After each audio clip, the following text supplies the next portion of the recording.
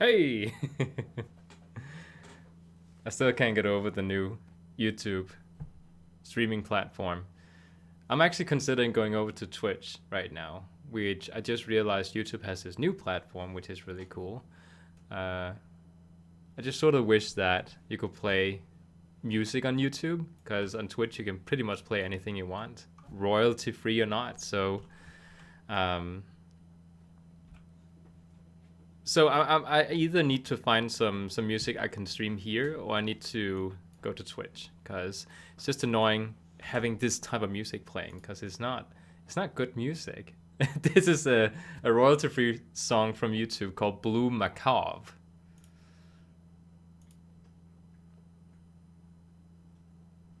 I guess that's okay. I mean, it's not good, but it's okay.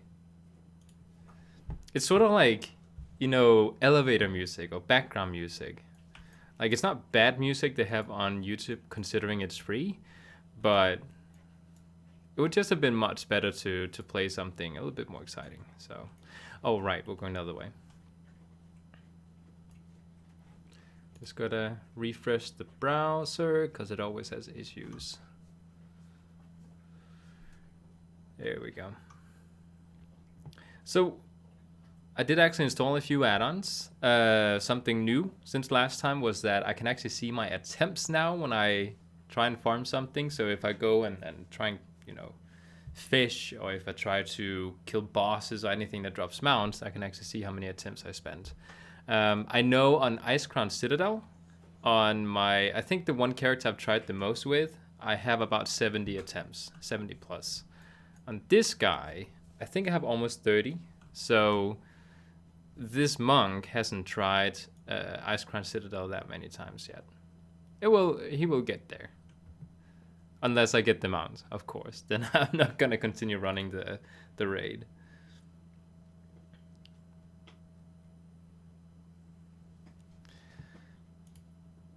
Really would be awesome to find some. I'll attempt, because I'm not earning money on my videos. I will attempt to find some royalty-free WoW music. Okay, let's see. Royalty-free WoW music. Now, see, when somebody writes royalty-free music, I don't quite believe it, because I start playing it and then I'll get a strike afterwards. Dwarven music.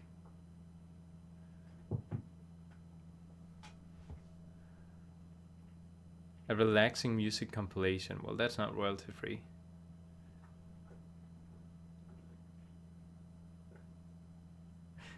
Now, when Trap Nation puts out music and they write royalty free, I hope it's royalty free. Okay, let's shut off this music because it's not even good music. Before we start anything, I'm just gonna read the description. It might turn out it's not royalty free.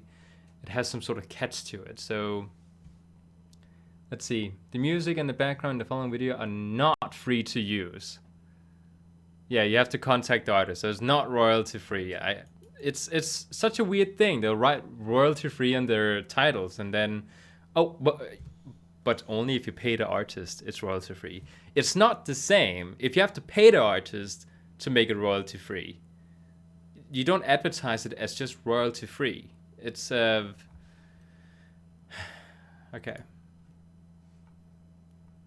Let's see. Because usually if you put up music that you need to pay for in order to make it royalty free, you put up a snippet of music and usually go through some kind of service. You don't write in small at the bottom of your description, please contact the artist to use this royalty free. Copyright free creator tunes. Oh well, yeah, it's. What does this one say? This song is copyright free. You're free to use this song in any of your videos, but you must include the following link in the description. All right. Again, not completely royalty free. Let's just enter the raid really quick, because... Wait, it says my coordinates under my name tag now. That's another add-on I just installed. So that's kind of cool. Yeah, we'll just head in.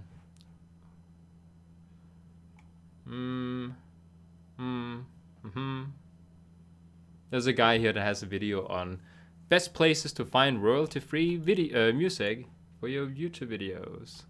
He seems legit on the thumbnail, but again, you can't tell just by a thumbnail. It's very easy to trick.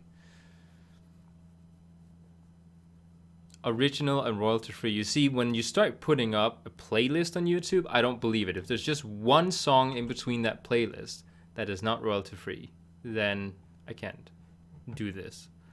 Oh, hey, it did it. It changed the difficulty. No, okay, no, it is fine.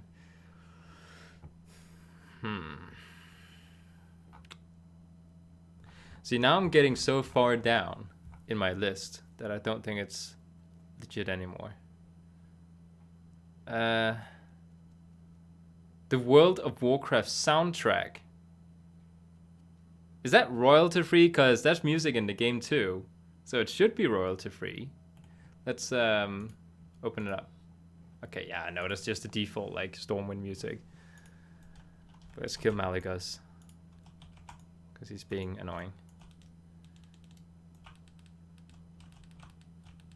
Come on, get closer so I can hit you. Alright. Epic music mix. 1 hour of epic World of Warcraft music. Well, it's not royalty free.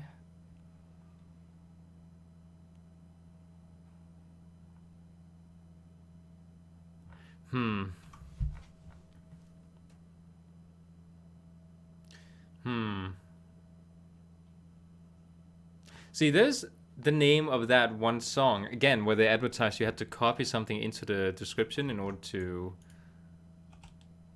use it on your videos. Then it would be royalty free. Which is that is royalty free, you know, even though you have to copy stuff in the description. That is legitimate royalty free. Like, it's not like they're saying it's royalty free and then they advertise it as free and then you have to go pay. So they kind of trap YouTubers. I see a lot of people do this. They'll put in like small that it is like they'll write in big with the title it's royalty free, then you use it and suddenly you get a copyright strike. And then because you're earning money on your videos on YouTube, you contact the artist to say, well, I got this song and it said it's royalty free, and then they'll say, yeah, but didn't you read it in small in the description?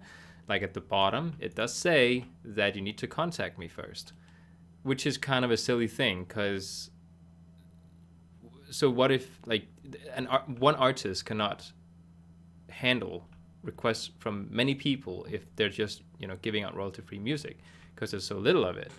So it's kind of a trick for artists to force YouTubers to pay money. They force YouTubers to pay money because we already spent it on our video. We don't want to get demonetized for that video. So we're forced to pay the artist if we want to have it as royalty-free.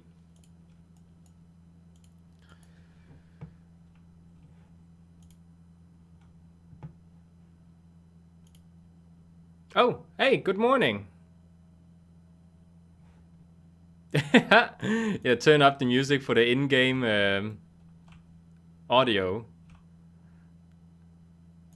No, it's the in-game audio is... I could turn it up, like, meanwhile. I'm trying to find something, but it's not... It's not good. Like, I don't even hear any music now.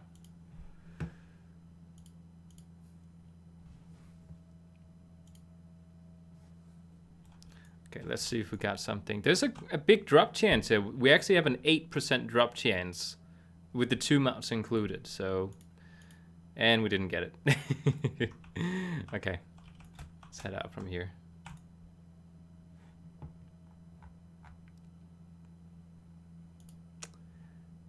So what is true royalty-free music? You know what, we're just gonna continue playing our sucky YouTube royalty-free playlist, and then I'll have to figure something out. There we go. Let's actually close the music in here again, because it is not good, the music dev in game, most of the time. Like, this song is one of the few good ones, but there's like 5 good songs out of the 20 songs I have. So we got these mounts. I think we're just going to go back to Stormwind, and then we're going to take the mounts one at a time, because we haven't even been down to the Karashan area, so we'll do that first. I have been to Icecrown Citadel off camera, and I have been to most of Pandaria off camera. But not all of them, so we will have to return to Pandaria.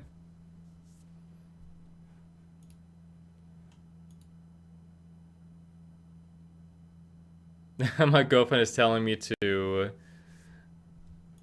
You can't hear the music? Oh, you can't hear the music. Why is that?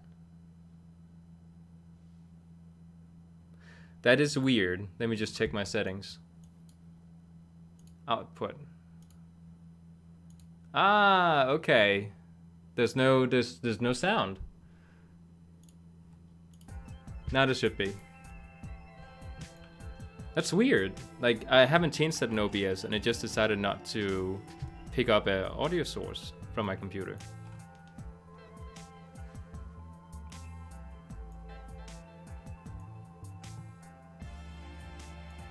It does this sometimes. It's after BFA patch 8.2 came out, I think. Or was it 1.5? It started when I load in an area. Like, it just... like, it spawns me like with the camera, and then if I can't see the character, but if I move around, you can see in the minimap he's moving around. And then after maybe like 10 seconds, it just like the camera flies to my character and everything is fine. So I can sort of try and look in the minimap and guide myself where I need to go until the camera catches up. It's sort of a weird glitch. Okay, so we're going outside because we just need to fly from Stormwind. It's pretty close by, so it should be doable.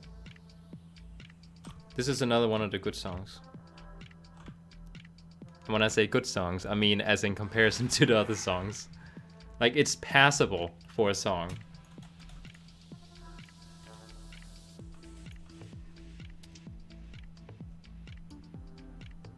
I use WoW for D&D so much. Even the music works very well, along with some of the plot lines. I have actually tried, not D&D, but you know, like a D&D sort of roleplay in WoW. It wasn't that long ago. The person who led, like the dungeon master, was very new at leading dungeons, and was very what do you call that when you're like very nervous and very shy about their dungeon they were running. And because everything didn't go completely smooth, they ended up quitting, like stopping the dungeon we were running because they couldn't handle it, which was sad because I thought I was doing well. It's just that if you're the dungeon master and you feel a few things goes wrong, then everything is wrong. So, but it was fun. There's a lot of role-playing areas you can go to.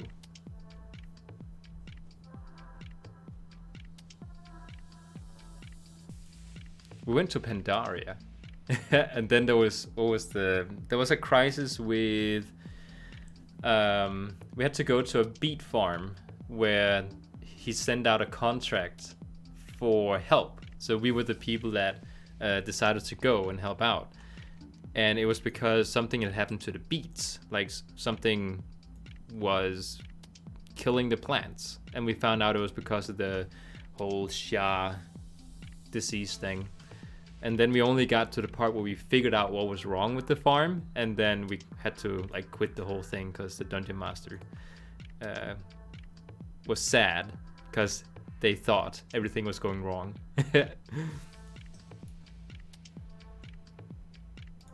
Let's see, double check, heroic, and head in.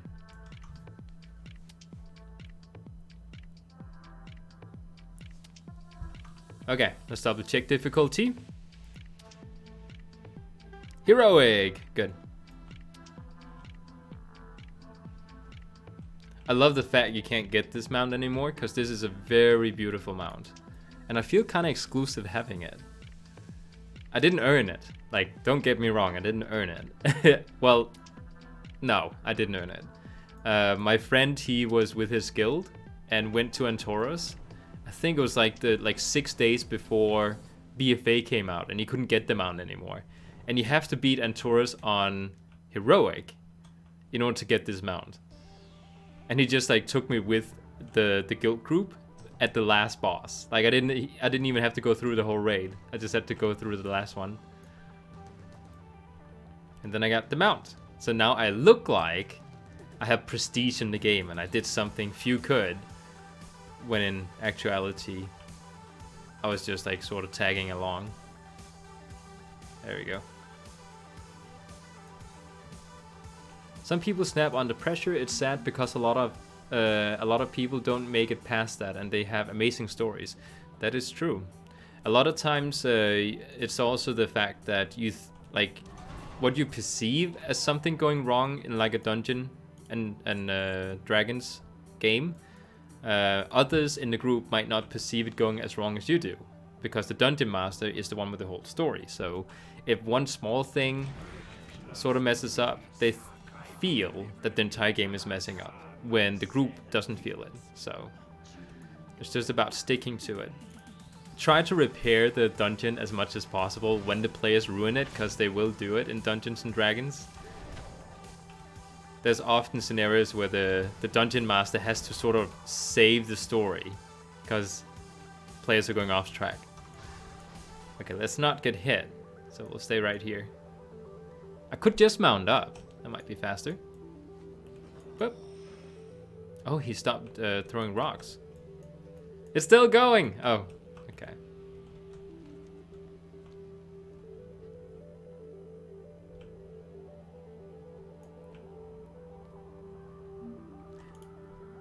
Are these Sandalari trolls or are they regular trolls? I think they're regular trolls, because nothing like I don't know, it could kind of look Sandalari with the masks and all.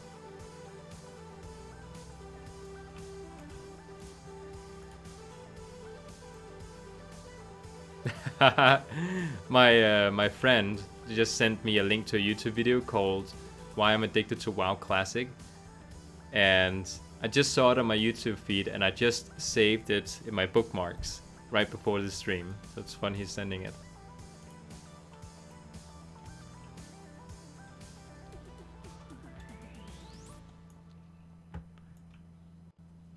Okay, let's see.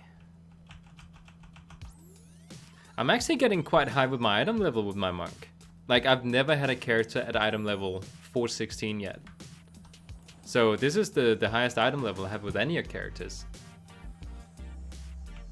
After 12 years of being a dungeon master, I definitely understand the oh no panic moments, but those usually have the funniest jokes in them. I follow this one specific guy on YouTube. Oh, I forgot his name. But he has a like he animates Dungeons and Dragons stories that he's been running as a dungeon master or just been in a group with. And it's so funny to see all the different scenarios they come into. There's nothing here. Oh, it says, you guys can't read it, but it actually says Swift Sulian Panther, 1 attempt. Which is wrong, because I have tried this last week. So this is my second attempt at least. Maybe it only counts some of the bosses. Maybe it only counts some of the bosses. Oh, maybe last week I was on the wrong difficulty. Because it would be weird that the add-on counts like almost all the bosses that I'm running mounts for, except this one. Like, it knows what I've done in the past. It actually, like, the game actually stores information about how many attempts you've tried on a specific mount. And this add-on goes in and grabs that information and shows it, so... yeah.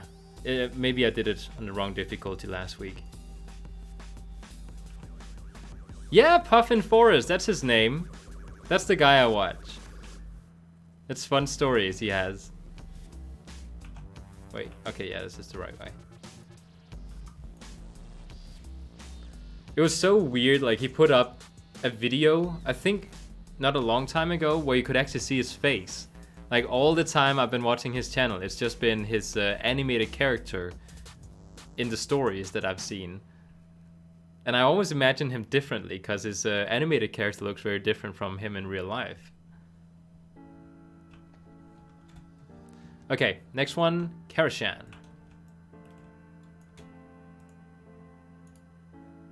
It should be right here. So yeah, that's the castle over there in the distance.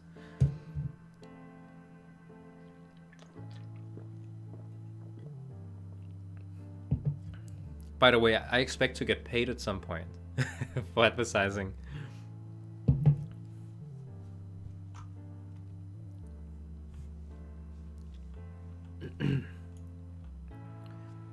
I actually have one of the mounts from this dungeon, the Legion version. I have it right here. Let's just like do this small cool trick here. Oh no! And then whoa, I saved myself. Yeah, I have this mount, so I don't need to go for this one. But I need the one that is like the, not the Legion version, so, if that's what you call it. Dingo Doodles also does the same thing. They're both funny. Oh, I haven't heard about them. Let me just look him up. Dingo Doodles.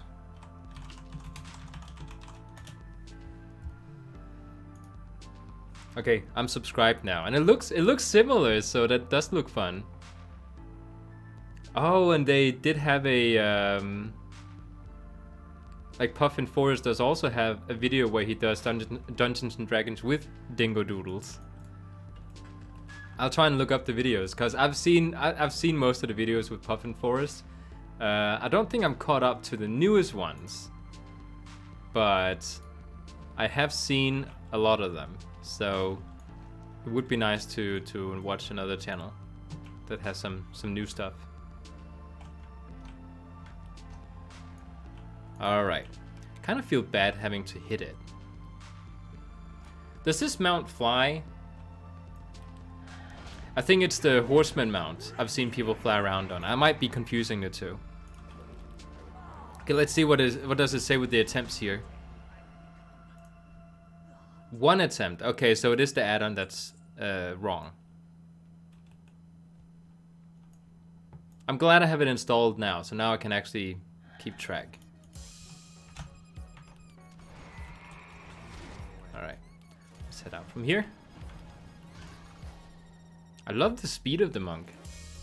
It's good for mount farming. The only other class that would be better for that would be the druid, but I don't like playing the druid. Well, I like playing the druid, but I don't like how bad the druid is. Like, I like playing a lot of arena PvP, and druid is just not good for, these feral druid is not good for that.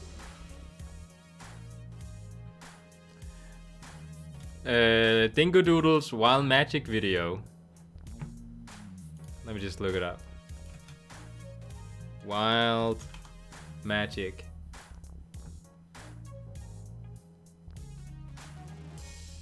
Let's see, I'm trying to figure out where they are. Wild Magic. Oh, that's the latest from them.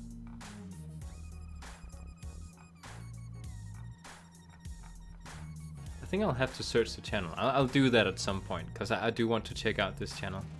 Next one. I think we're gonna go back to Stormwinds, and I will do a couple runs maybe. I'll just check for, what is it called? Parthax or something his name is. It's one of the rares that just like spawn randomly. I'm part of a group on Discord, which I rarely use Discord, but I do get emails from Discord from people that find the rare and says it's up now, you know, you gotta private message me your name and your realm, and then they'll invite you into a group, and then you can all come and get the mount. So I should probably have that open, but I don't really use Discord, so I'll just check if it's there. If it's not there, then I'll do just a few runs. Like, I might do 4 runs for the dungeon mount that looks just like the one just reskinned. I can never figure out where Stormwind is. So when I fly here, I'm like, where's Stormwind? And I see a building over there, and I'm like, ah, that's where it is. But it's over here on the left side. But I think I need to head for that building, because that's where they have the portal to Deepholm.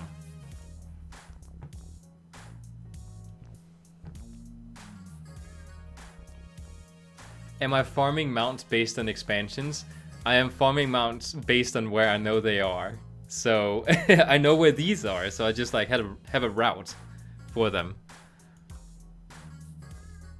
There might possibly be many more mounts to get here, I don't know. I do have a plan at some point to go to warcraftmounts.com or .net or whatever that website is called, and just take them one by one. Because I want all the mounts. Which is kind of weird, because it doesn't really give me anything. It's I'm not part of like weekly mount competitions or anything like that, so it's not like I'm doing it to show off my mounts. I just want to have them. There we go.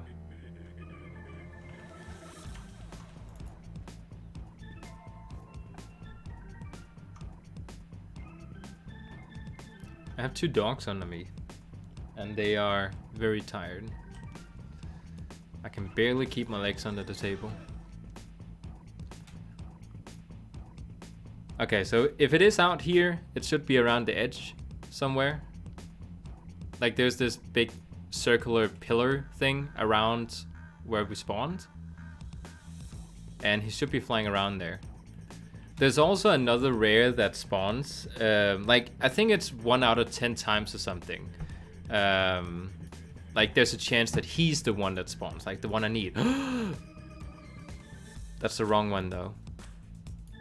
But yeah, this is Sariona. That's the other rare. It spawns every few hours or so. And either this one spawns or the rare one spawns. And this time it's Sariona. So, let's taunt.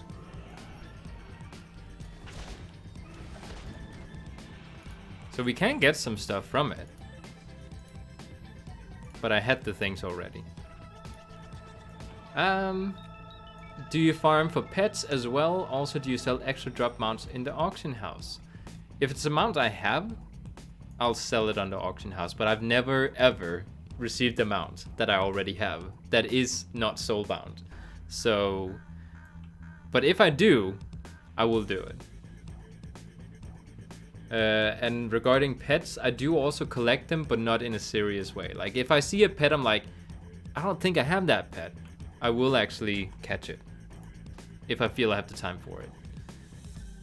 It's not like I completely ignore the pets. Okay, so it has to be normal difficulty. Because then we can just reset it. I could actually continue farming this one specific mount.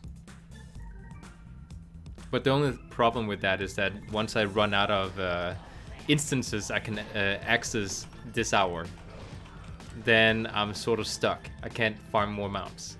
And I do have a couple more I just really want to farm. So I need to save up some instances for that one. That's why I say I'm just going to do this like 4 times or something. Oh no. Ah, they're all coming for me. There we go. I should probably be looting stuff because you can get rare drops.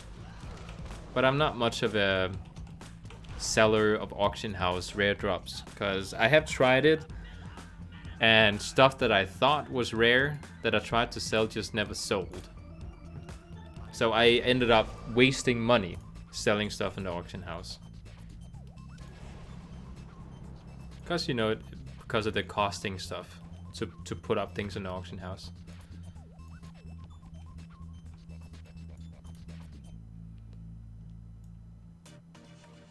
So far, I don't think the music has been too bad, actually. Again, I know it's not perfect.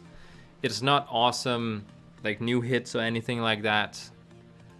It is, like the music I'm listening to right now, I think is a 5 out of 10. but it's not 2 out of 10, so it's okay. All right, let's see if we can get this one. Boom.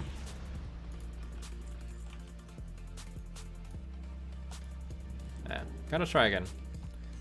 Can't get them every time. It just told me I just did 1 attempt for this Drake, which is not true. Because I spent at least 10 attempts the other day.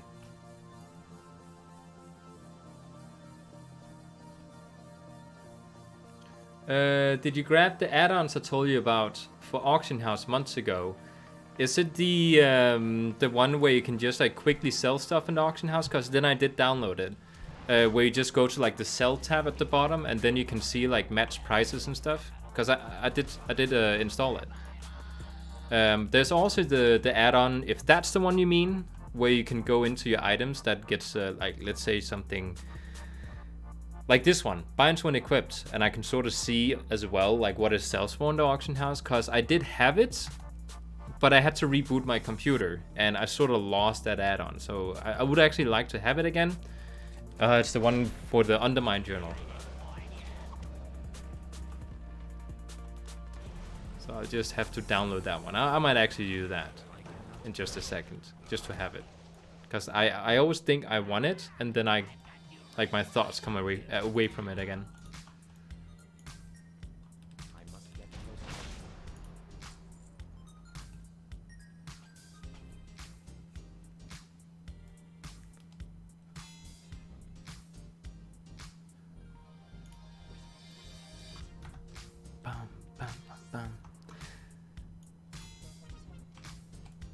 By the way, if I suddenly put my hands up and you see they're like totally green, it's because I've been mowing the lawn right before I came in here. With a white shirt on, probably not the best choice. Yes, those would be correct. Then I do have those, or at least one of them. Okay, so while he's running... Oh, what is it called? WoW, Undermine... Underminer? Undermine? It's not even writing. There we go. Let me just find it here. WoW Underminer add-on. The Undermine journal add-ons. And download. I hope the connection is not going to be bad now, because I'm downloading. Well, it's 7 megabyte. I should be able to download that.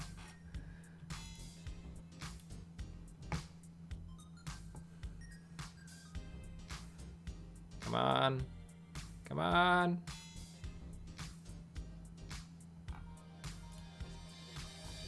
There we go.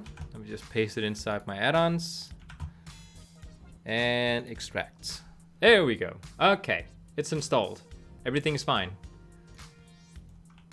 Next time I log into WoW, I'll have those add-ons. How awesome wouldn't it have been if I got it now? Only on my 2nd attempt, according to the add-on.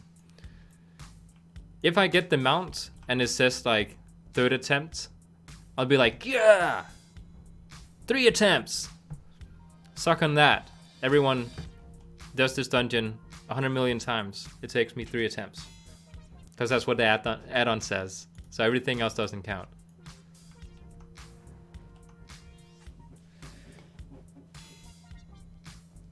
There we go. For some reason, when I load into areas, like it does it fairly quick, but when I teleport to Legion Dalaran, it takes forever. Like I can get stuck on the loading screen for 30 seconds, which is a long time in comparison to that all other places I teleport to, I almost load up instantly. I'm not using an SSD hard disk, by the way, so it is slower.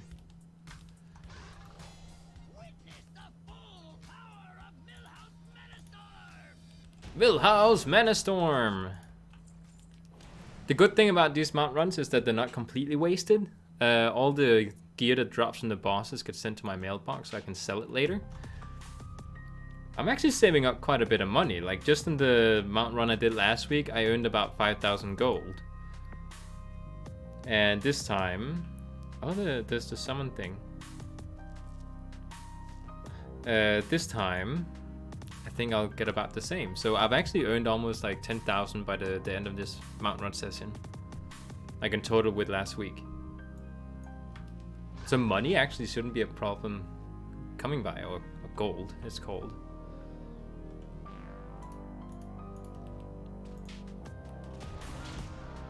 Nope. Let's give it one more attempt. One more. And if I don't get it on next attempt, because that would be my 4th attempt, then I'm not meant to get it today. The RNG guards are not... What do you call that? They're not very giving today.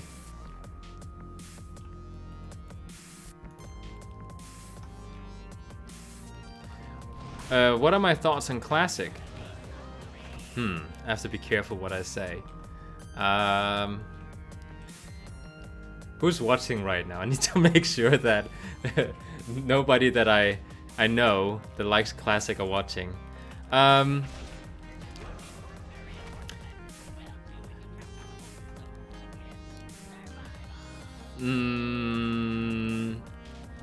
trying to figure out a way to phrase what I think about Classic in a good way. To me, Classic is, first of all, a completely different game. So people that tells BFA people or retail people that retail sucks, Classic is better, they are just like, it's like 2 football teams, like, you guys suck, our team is better. Like, there's no better or worse team. Like, Classic and retail cannot be compared because it's 2 different games. They're completely different. So, you know, it's not about whether Classic is better than BFA or BFA is better than Classic. It's about which game do you personally prefer. And when it comes to that, one argument I hear a lot from Classic people is that Classic is more social, which is not true. I believe that all the people who has trouble being social in general, whether being in retail or in real life, they would think that Classic is good, because Classic forces people to be social. I'll do one more run. It's kind of like, you know, people that doesn't know how to do well with other people because they're socially awkward, and they need somebody to force them in group with others. That's what Classic is. If you watch Asmon streams, Asmon Gold, he says kind of the same thing. He says that all the rotten people, you know, people who... I'm not talking about people who are purposely rotten. Rotten is probably also like a bad word to use.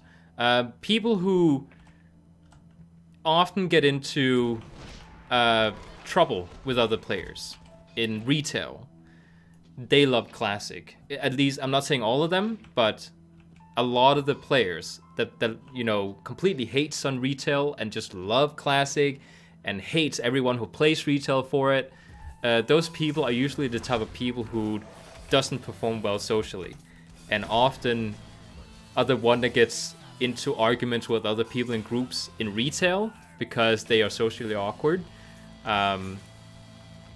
Asmongold confirms this, on, like, that's his mind on it too. Like, those are the types of people who goes to Classic because they're forced into it.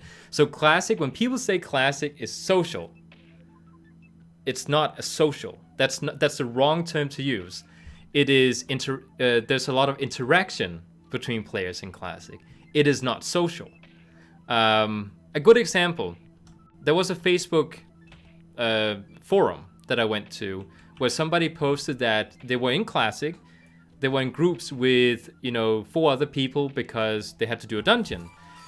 And the person writing the post is a warlock. And something happened before they even started the dungeon, where one of the people in the group just randomly teleported because he had his Hearthstone set to Darnassus. He just randomly teleported to Darnassus, which was like far away from the dungeon. And then he demanded the warlock teleported him back to the dungeon, because that is the job of the warlock. That is a social awkward person right there. They don't realize that they think it's just like an online game where there's rules and you have to follow the rules. Like, if you're the type of person who, you know, summon people because you want to do it out of niceness, which is the right way to do it, like, it's just a socially awkward thing that you expect somebody to do it. It's like a paladin being expected to buff someone. It's not something that is demanded from them because they play that class. It is something they do to be nice to the other people and because they have the best intentions when going through the dungeon. Of course, they want everyone to succeed. That's why they do it. So when a person demands a summon from, for example, a warlock, and then they don't get summoned because they're being a dick to the warlock and the rest of the group, that is the wrong way to do it. That is a socially awkward thing to do. Instead of asking the group before going to the Nasus, hey guys, I really quickly need something in the Nasus. Can you guys summon me once you get to the dungeon? I know it's annoying, but can you please do it?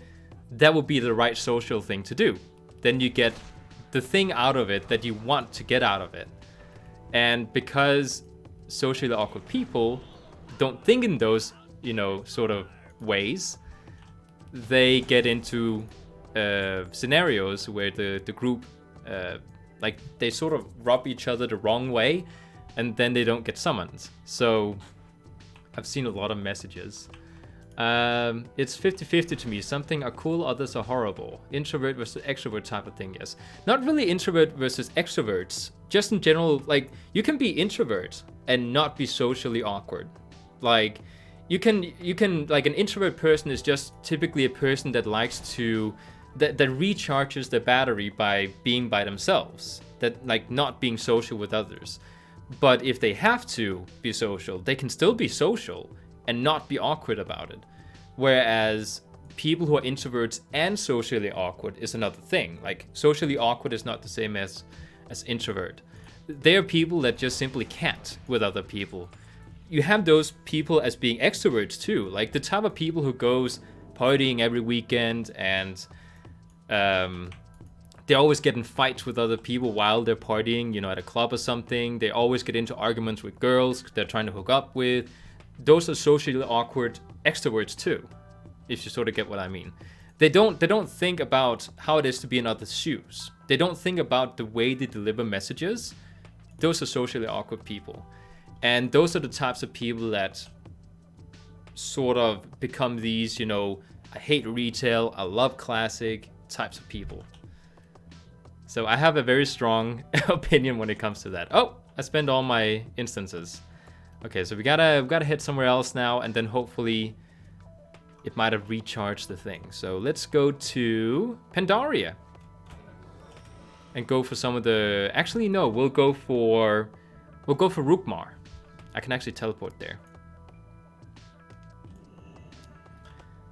Let's see. Now, I am sorry if I hurt people's feelings, because again, it is a socially awkward thing to say all the things I just said without considering there might be some people who are socially awkward in the chat. But the fact that I know that I'm saying stuff that might hurt others is a sign that I know what socially awkward is. So, you know, if I said all of that and just not, like, it wouldn't have been a thought in my head that I might have said something that hurt others, then I would have been socially awkward, like in the way I told what I just said. Okay. Oh, I haven't upgraded this garrison with my monk. There's something to do. Actually, let me get the materials. I noticed there's still 3 people watching, so... So my thoughts on Classic. It's probably a great game.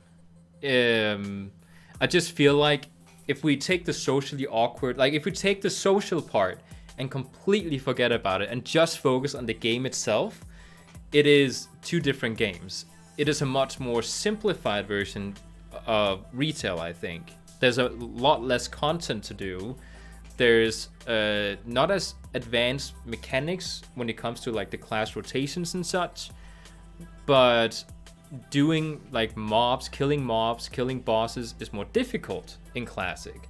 So it's much more of a rewarding game than it is with retail.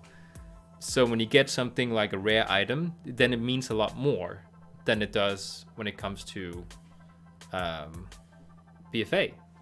So it is like, it's completely different games. You can't compare the two. Like, if you take BFA that does something well, Classic will not do that thing well. But then Classic will have another thing it does well that BFA doesn't do well. For example, when it comes to current content being relevant, that is something in Classic that is a thing. Whereas BFA, for example, if you have to level up from 1 to 120, it's basically just a waste of time. There's a reason BFA, or at least when you buy BFA, that Blizzard gives you a free boost with your purchase.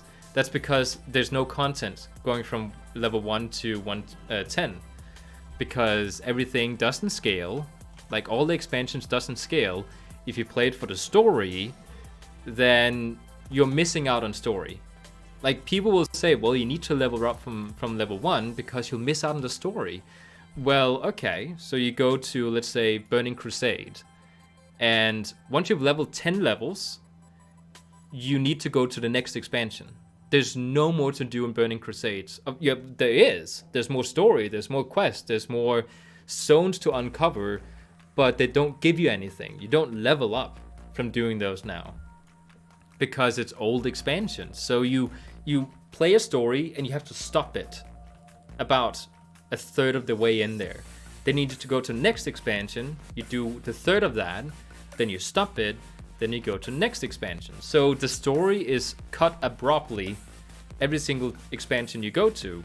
So leveling in retail is just a complete mess and just like the worst experience ever. I'm glad that the store has boosts, because it is something that doesn't take anything away from the game, boosting a character. Oh, there he is.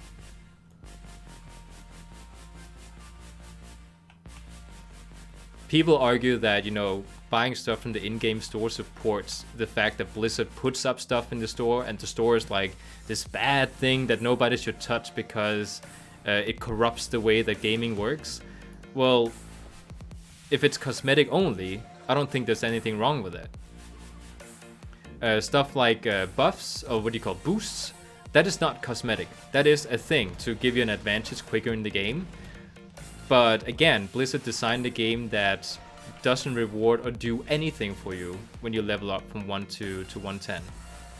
Because that's when BFA starts, and that's the current content, and that's the only thing that allow for you to do all the current content that Blizzard is putting out there. So,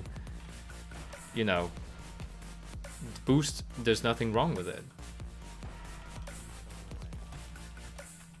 Oh, come on. The boost they give out when you buy BFA is not just an advertising stunt. It's not just to attract more people to the game.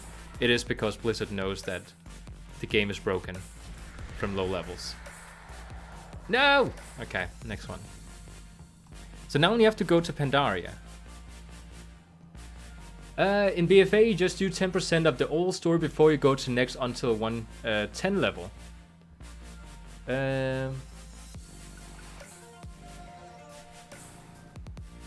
Yeah, exactly. You just do like a very tiny percentage of the content in the entire World of Warcraft game, all expansions included. You do a very tiny percentage of it, and then you get to BFA, where you get to spend like the current time, because that's the current content. Oh no, don't touch the mailbox yet. There's too many things in there. Yeah, so we gotta go to Pandaria.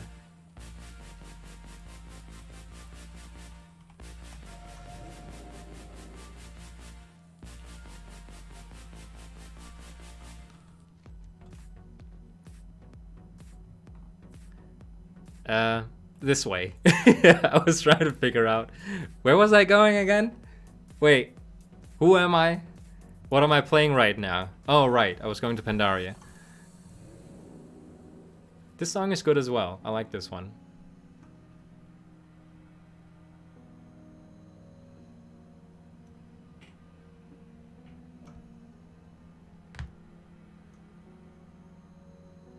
Classic being sociable. I had a really long talk with my girlfriend about classic being sociable.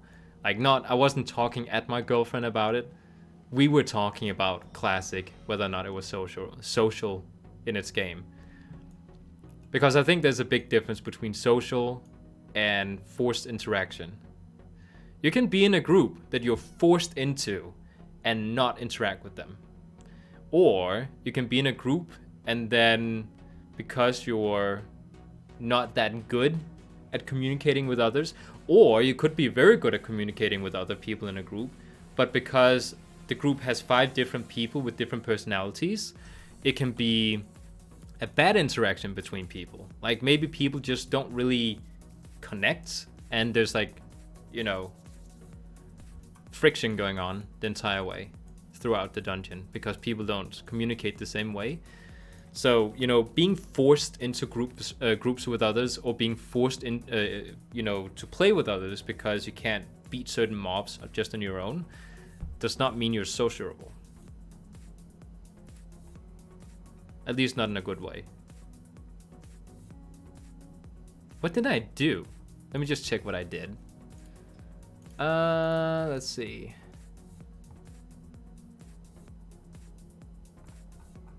Okay, I've done Shavanger, Galleon, and Rukmar. So I haven't gone to the top up here to the Isle of Giants, because we need bones and we need to get a mount drop, maybe.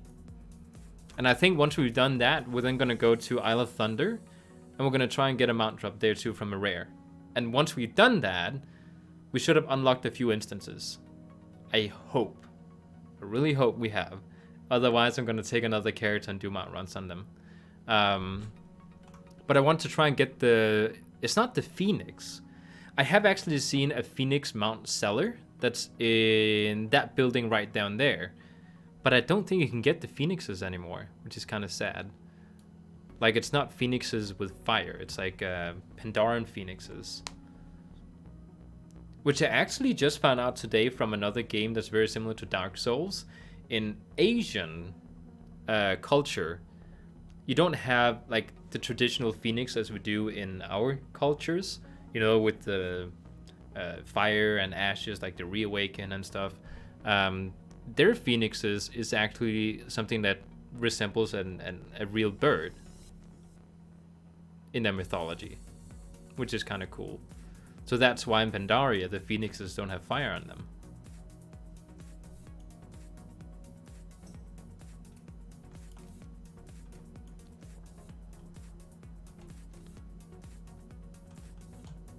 You know what's fun when you think about it? If you really want to, you can go into Stormwind and go to the middle of the square where the auction house is. You can take a character, you can go there, and then writing, just speaking out loud to everyone, you can ask out loud who wants to go do, I don't know, the Underrot with me, one of the BFA dungeons. You can do that. Nothing is preventing you from doing it. If anyone comes up to you and starts telling you how you suck because you're saying that out loud, and why don't you just use the in-game mechanic, bro, or something like that, then again, those are socially awkward people, because in their minds, you can't be social unless you're forced into being social. You can go and do it. The only thing that makes it awkward is if you have this weird close mindset that you don't do that in WoW.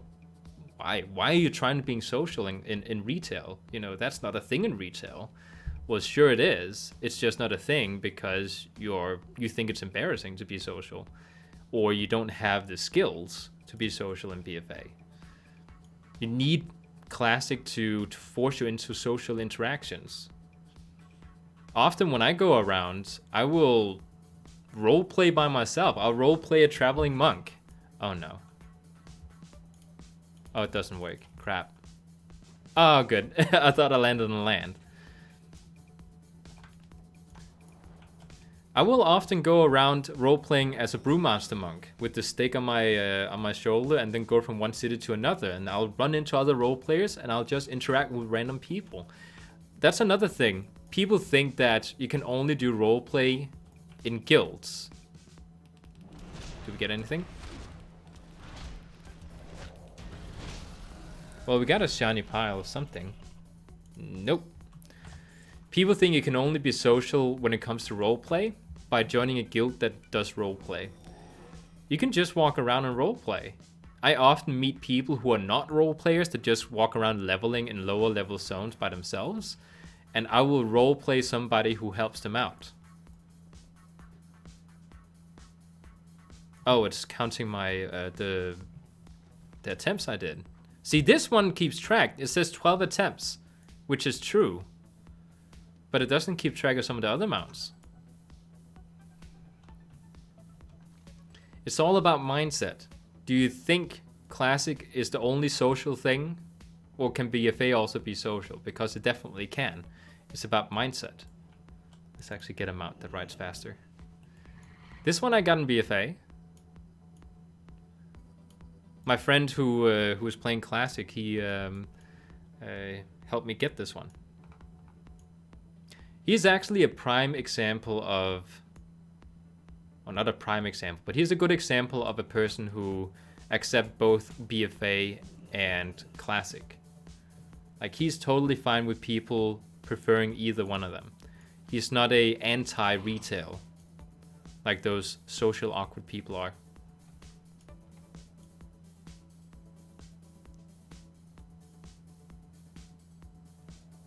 It's kind of fun to the music.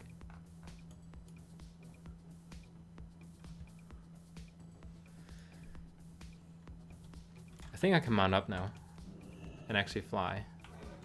Yep, there we go. I think I did try for... Did I? Let's double check.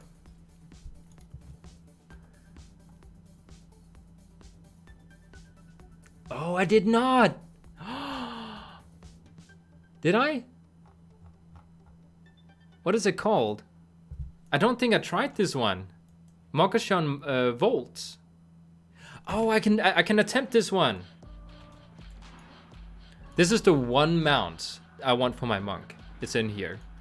My girlfriend got it on her 7th attempt. Or it was the 3rd attempt. Like, she got the Phoenix mount from Tempest Keep, I think it's called. And she got this mount as well. And one of them was 3 attempts, the other one was 7. Oh, wait, let's make sure it's the right difficulty. There we go.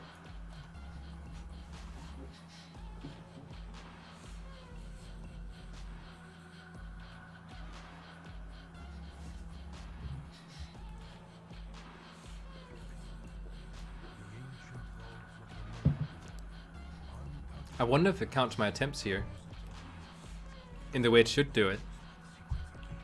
I can actually show it. If I pull my camera to the side and click on this little button up here, it will get all the info. Come on, do it. Do I need to right click? How do I do it?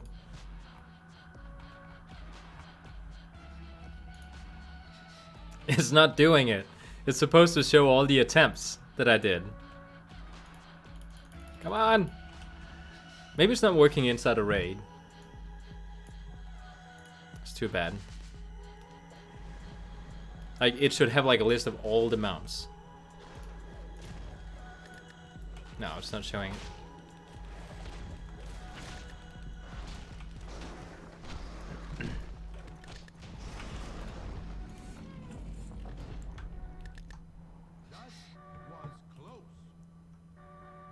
That was close. I almost died. The door mechanism seems to have activated with the demise of the Guardians. I fear that we may find... Come on, wake up. Wake up. There we go. See? You have to kick me out from here because I'm not allowed in here. I'm a bad boy. That was a Despicable Me reference. I think it's the 3rd movie with the, I think it's just called The Bad Boy or something. we go. Oh, I haven't collected this one. Neat. Let's collect it. And then check how it looks like. Oh, it actually looks neat.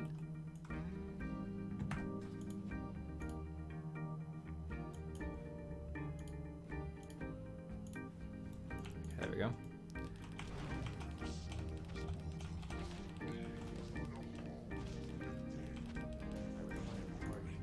Not really using any cooldowns. I don't know why. I could take care of the bosses really fast with my cooldowns, and I do think it resets between every boss. So I could do it. I don't know if it resets on the old raids, but it definitely doesn't BFA.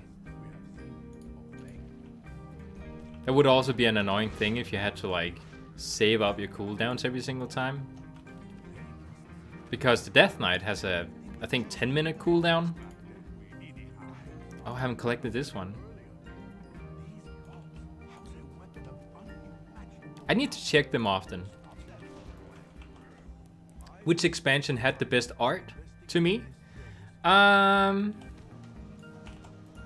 You mean like visually? Like which one was more pleasing, or which one did I think had the coolest aesthetic?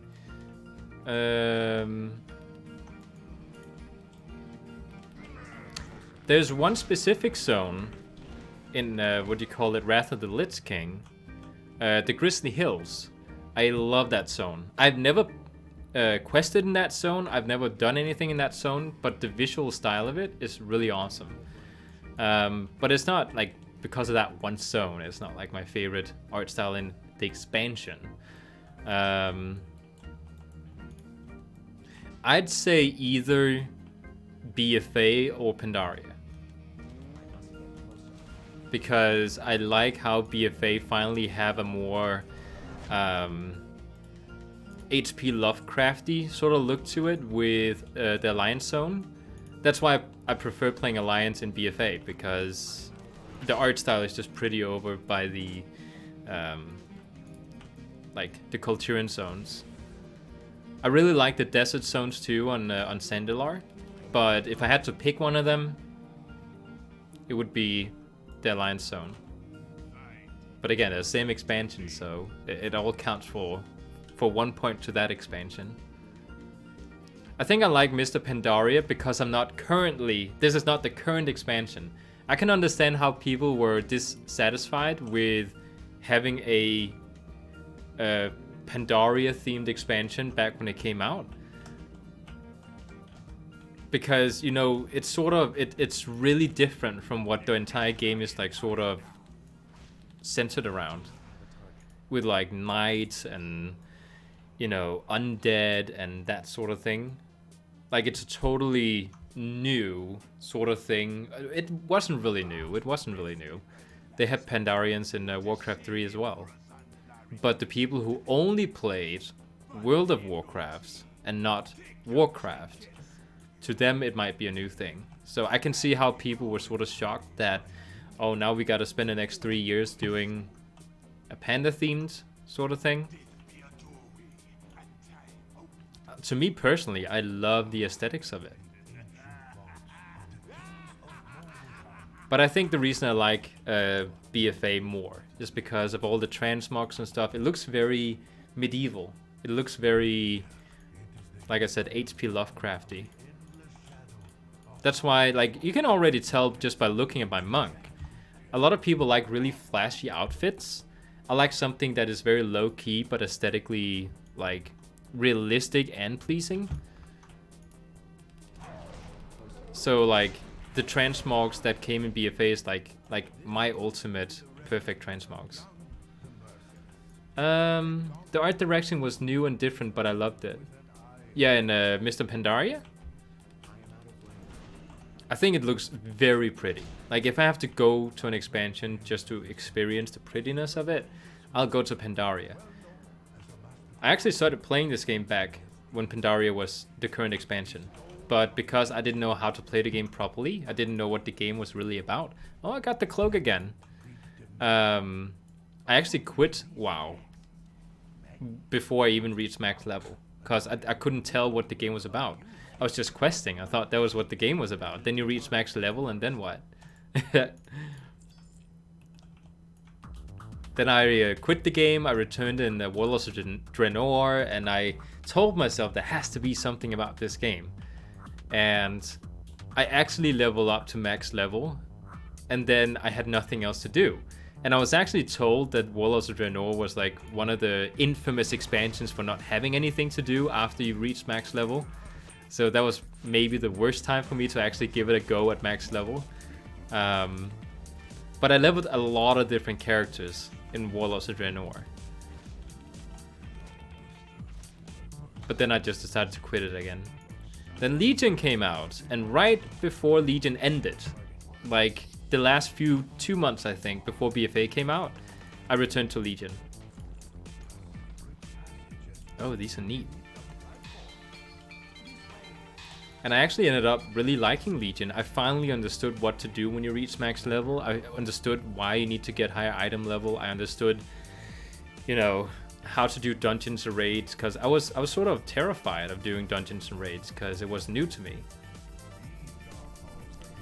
Mr. Pandaria was the most regal in my opinion. I loved the colors, but Warlords of Draenor didn't quite capture what Mr. Pandaria did for me. The most regal. I have to look up that term.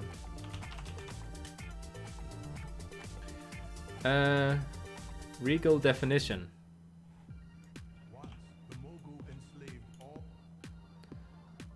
The most splendid. Resembling a king. Relating to a king. All right, because regal, that's also a word you use for kingdoms and stuff. So it was the most grand expansion. I heard from everyone, all the people who love Classic tell me that WoW was destroyed the day then the Warlords of Draenor came out. Like Mr. Pandaria was like probably where the WoW was the best in terms of like gameplay and mechanics and stuff. I don't know, that's what people say. So, but I really love the aesthetics. I mean, just come on, look at it. You walk in here, and if you just walk in narrow-minded looking at, okay, where's the boss at? Then of course you're not really getting a really awesome experience. But just look around. Like, look at all the art style. The grand ceiling that has ropes with some big things hanging from it. I think it's very beautiful to look at, the starry sort of sky over here. If you go outside in Pandaria and look up, it also looks very awesome.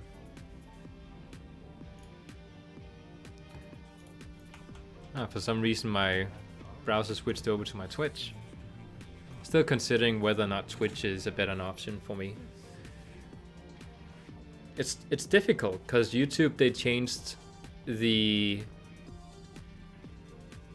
whole streaming thing. Like, they're trying to really get into streaming, and I'd love to be an early streamer on YouTube. I know streaming has been available for a long time, but it hasn't really been a serious thing on YouTube, and I think it will be in the future.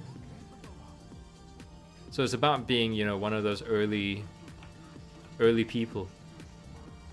What do you guys think about these weapons? Like, for like a monk transmog.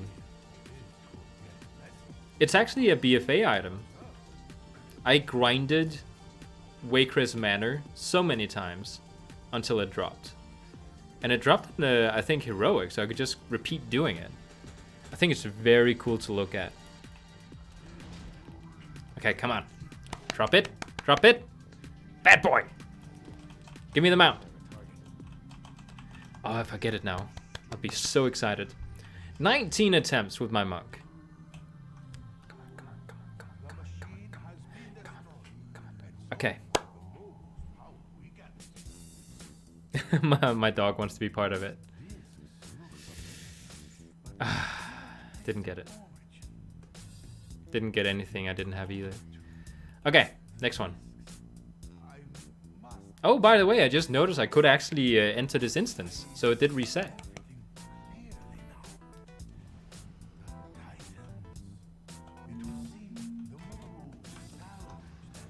This is one of those sort of raids. Is this a raid? Yeah, it is a raid. It's one of those raids that is really annoying to backtrack if you're only coming for the mount. As streaming goes, honestly, I don't see either being very good if they both can't learn to stop consuming so much, or in Twitch terms, playing favorites. That is a thing that is going on Twitch. And I don't know how things are on YouTube. Like, I just don't know. I'm especially talking about the thoughts on Twitch. Like, they will break all the different guidelines Twitch has, and when a male goes on Twitch and accidentally shows his nipple, Twitch will instantly ban him. Unless, of course, he has a lot of viewers that earns money for Twitch. Like, it's just a very corrupt platform, I think. In sort of a weird way. Like, they'll have, like, you know, girls that has inappropriate clothes on. They'll be okay with it, but not guys. No, because the girls, they earn big bucks for Twitch by doing that. So, you know, they'll take they'll, you know, not do anything about it. But because they have to, in some ways, you know, make sure the rules are being kept, they will ban the little people. Also, I actually researched today. Elitism is the name of the game for Twitch. That is the name of the game. I actually just watched a video today from Linus Tech Tips on how Twitch works. They explained it as, until you have at least 100 streamers, on average, on every single stream, they won't recommend you on Twitch. Like, they will put you at the very bottom of the recommended list for, like, who's streaming right now. So all the big guys on Twitch are getting bigger, and all the little guys that are just starting out on Twitch, they are just being kept in the dark completely. Like, screw those guys, they're not earning anything for us. It's a very corporate business move. Like, not thinking about the user as an end goal.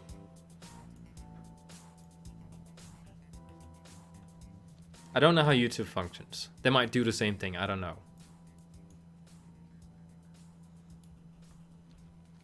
Okay, so the next goal here, by the way, can we just stop for a second and appreciate this view here? Talking about how beautiful Mr. Pandaria is. Like, this has probably got to be something of the most beautiful thing I've seen in the game. Like, there's just some peace over it. And then there's like mobs down there that sort of ruins it, but but just look at it. It's so beautiful.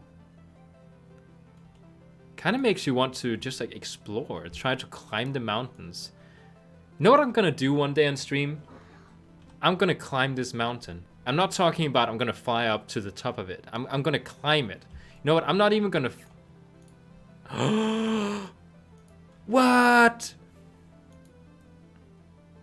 Is this the thing where you gotta go down and you gotta grind mobs and then get 10 of an item so you can get this thing?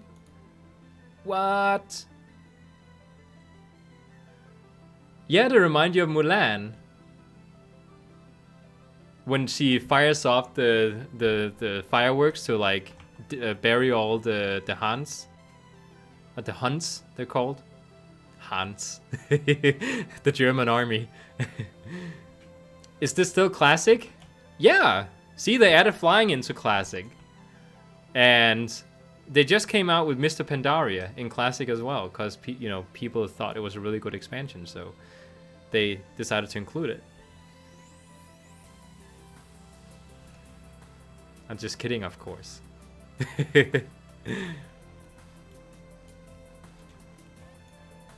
Yeah, I'm definitely gonna climb that mountain one day. I think there's also mountain climbers on the side. I just need to figure out where you start climbing the mountain. I have to fly around the mountain just like, and kind of see where, like, you kind of see there's like a path over here that starts up the mountain. So maybe that's where you need to start. And then go up to this temple and sort of explore how the temple looks like. Because, again, it's a very beautiful expansion. So I'll explore that temple as a monk, and I'll walk the entire way.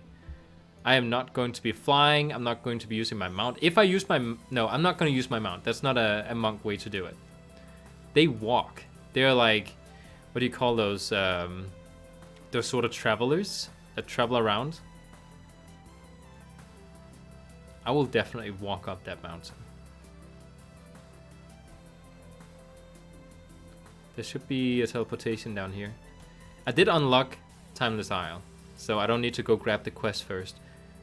By the way, how annoying is it to, like, if you've never played Mr. Pandaria and you return to the expansion in order to, like, go to Timeless Isles? Is it called Timeless Isles? It's Isle of Thunder I'm talking about, not Timeless Isle. That's over here. And you then try and get over there, and you're like, you fly to the edge, and you try to fly over there, and you just like, you can't go there. And then you have to go look up on Google, how do you go to Isle of Thunder, and they tell you, oh, you gotta accept this one quest. No, they don't tell you that. You have to dig that up from other people who are asking the same on forums. Pilgrimage, yes, it's called a pilgrimage. Pilgrimage stream. Actually, I'm gonna go ahead and save that. That sounds awesome. I'll save that, and I'll call it that. I'll call it a pilgrimage stream once we have to do it. Let me just pull up my text editor here so I can save that. Oh, I have some notes here.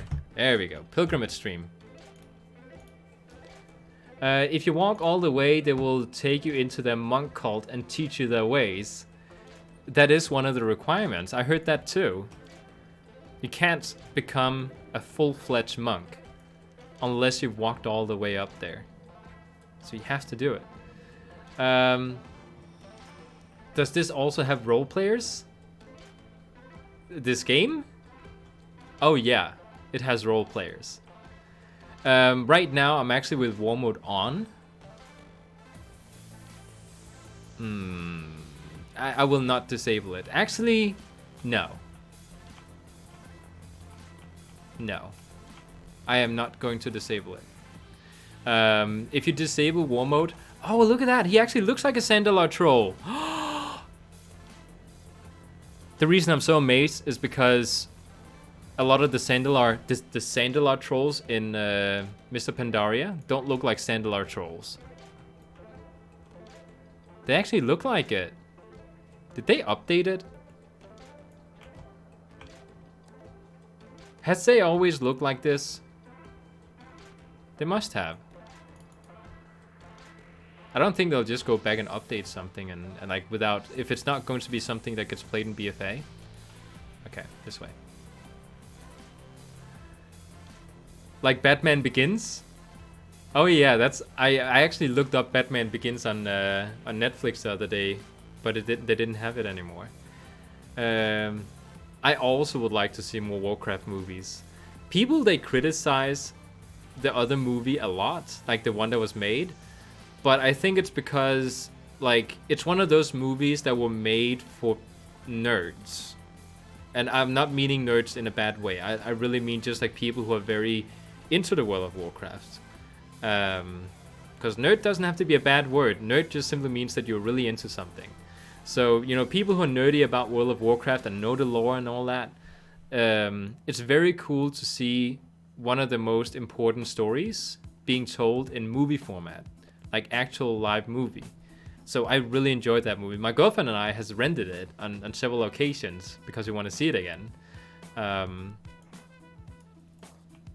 it's one of those that got criticized a lot, I think, because people who didn't play World of Warcraft tried to watch it, or people who already did play the World of Warcraft, but they're not really into the story of the World of Warcraft. I don't think they would have enjoyed it. Oh, he's up! Oh, you missed the movie. I think it's good. I think it's important that you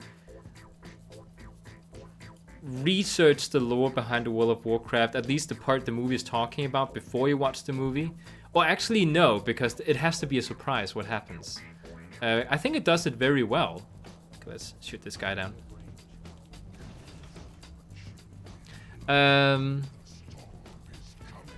If it has Illidan I don't care about reviews. I'm gonna watch it multiple times until it's profitable. That's a good mindset to have. Oh, I got something. I think I have it already. Yeah. Are those neat? I think they're kind of neat. If you go for like a green transmog that has gold on it, like it would be a cool monk transmog. By the way, I didn't get an opinion. What do you think about the weapons? I went to a forum today and I asked around, like, or didn't ask around. There was a forum topic on rate transmogs, where everybody goes in and you rate the person who is the latest to answer. So one guy gives the previous guy, let's say, 8 out of 10 for his transmog, and then another person goes in and rates his transmog, and you can like look up each other's counts and stuff. And one person gave me a 6 out of 10, and the only comment was male nipples. So I'm like, you know, usually I don't like this shirt because it shows, at least on males, it doesn't look good. But as a monk transmog, I think it pulls it off. Like, I even considered not putting a shirt on him at all because it's a monk. Okay. Do I have the right difficulty set up? Yeah, we do. Don't we? Yeah, is it? Yeah, I think it's so. Let's double check once we get in. Based on Warcraft 3 story, that would be awesome for well, that was actually part of Warcraft 3, the movie. Actually, no. Warcraft 3 happened right after. So what you might be saying in the comments, I think I misunderstood you. What you're saying is that Warcraft 2, the next movie, should be based on Warcraft 3, because that's what comes after. So that would actually be really awesome to watch. Same can be said about Avatar. No one knows about Avatar lore or books, but still hugely popular and profitable. Are we talking about Avatar The Last Airbender, or are we talking about Avatar, you know, that movie? Which was like the movie that sort of started the whole Blu-ray thing. So the Warcraft movie must have lacked something, that's why it didn't become popular like Avatar. Yeah, well, it sort of dropped you in the middle of a story where you're sort of expected to know everything that happened before. But if you don't understand the lore that happens in the game, then you will be kind of confused. Like, they sort of start up a story, but it still feels like you're dropped. It's like watching a series. Like a, you know, like a Netflix series or something, where you watch not the first episode, but you just jump directly into the second one. And even though it is sort of a new story that happens in the second episode, they sort of expect you to know about the first episode. Like who the characters are and such. So that's how it feels like. James Cameron's Avatar. Yeah, that was popular. I didn't even know there was a lore behind it. I just thought it was a new thing that was made based on Pocahontas. Because I was about to say, if you were talking about the Last Airbender movie, I was not a fan of the Last Airbender movie. I love the cartoon series of the Last Airbender, but I didn't like the movie because they tried to do the whole, like, you know, when they try to appeal to all people, like for example, like switching out the new what do you call it, the new Mermaid movie, where you have, I'm not sure if you can say that on stream. You have a person of different skin color in the original stories, and then suddenly they change the skin color of the person, which, you know, I'm a Danish person. The Mermaid story is something that's dear to Danish people's heart, because it's the only Disney princess that is Danish.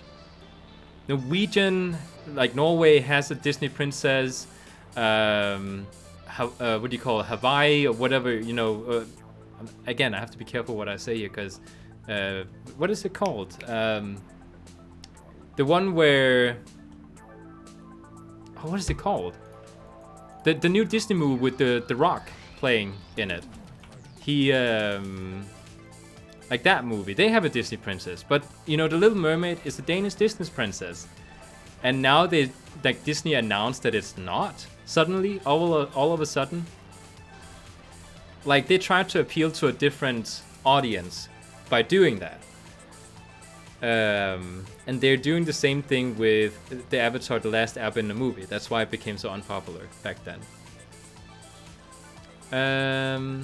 Almost like Star Wars or Star Trek. Like where they try to appeal to people. Did you know in extreme starvation situations, men can lactate too? Male nipples power. I've actually heard about that.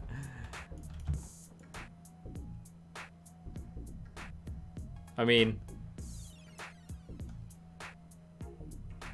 he could sort of, like if he looks in the mirror, get aroused by himself, I guess. He is a very handsome void elf. So maybe he could start lactating with a mirror. I don't know. So with Avatar, people were dropped into this whole new world with aliens and all of that, and still become popular among nerds and non-nerds. And I think that's because they didn't expect people to know about. If there was a story before that, they didn't expect people to know about it.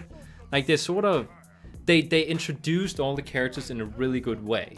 I think like people didn't feel that they were missing out on some backstory that they weren't allowed to be told. This guy drops a mount too, by the way. Yeah, Moana, that's the one I'm talking about. Is that Hawaiian? I'm not sure. I love the movie and I love all the songs in Moana, but I actually don't remember where the princess is from. Like if it is Hawaii. So Warcraft could too, I guess, if they pick good director or cast. And again, I sort of liked what do you call it, the Warcraft movie, but it's definitely one of those where I can tell like people who doesn't understand it. What did I get? What did I get? Something? What did I get? I just got an achievement. I don't understand it. Let's look up achievements. I got something. Cretaceous Collector. Defeat Horidon. Oh, okay. It's just one of the requirements. Without killing any Sandalari Dinomancers? Okay. Why is that not an achievement that I have? Am I not in the right difficulty? I am. Wait, let me just double check because I forgot to do that. No, I'm on the right difficulty. I should have it. That's weird that I got that achievement.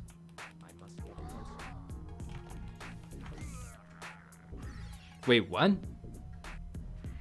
Oh, it also counts pets that I'm trying to collect. Because it said, Pygmy Direhorn, 11 attempts. Stephen King's Dark Tower movie flopped because it was expected that everyone read the books to know what was going on. I just saw that movie actually. I had no idea what it was, like the story was. I didn't know there was books. But Living Sandling, 1 attempt? What? These drop something? Huh. Okay, so these Sandlings, they drop something. That's worth noting. Oh. I watched The Dark Tower. I actually really liked it. I thought it had a really awesome story. But I also felt like it was sort of one of those worlds that you had to sort of be familiar with to fully understand and appreciate it. It's the one with the wizard that is like trying to shoot down the big tower. And then they spend like the cannon they use, it uses like a certain energy from kids.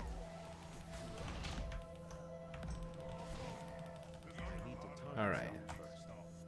Did we get anything? Because it says it dropped something. Alright.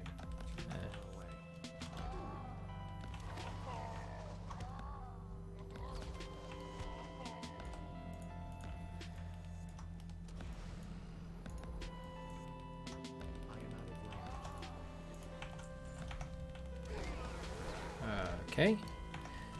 I don't know who drops the sand things. Spoiler alert!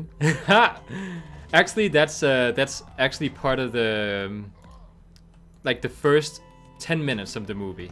All the info I just said is something you're being told. So I didn't spoil any in-game stuff at all. I guess I'll accept this quest. There are 7 or 8 books, I believe, for the Dark Tower series. I'm not much of a reader. I don't know if that's the thing I've ever mentioned, but I'm not much of a reader. My girlfriend is. Juicy crunch carrot. Oh, we got some spoils. Oh, let me just get this appearance. How does it look like? Oh, look at that. I'll never use it, but, you know, look at that. Let's get the spoils. Flask of Winter's Bite. Neat. Oh, I also got a new Heart of Azeroth ability. That is going to be very useful until the next expansion when they completely get rid of the Heart of Azeroth.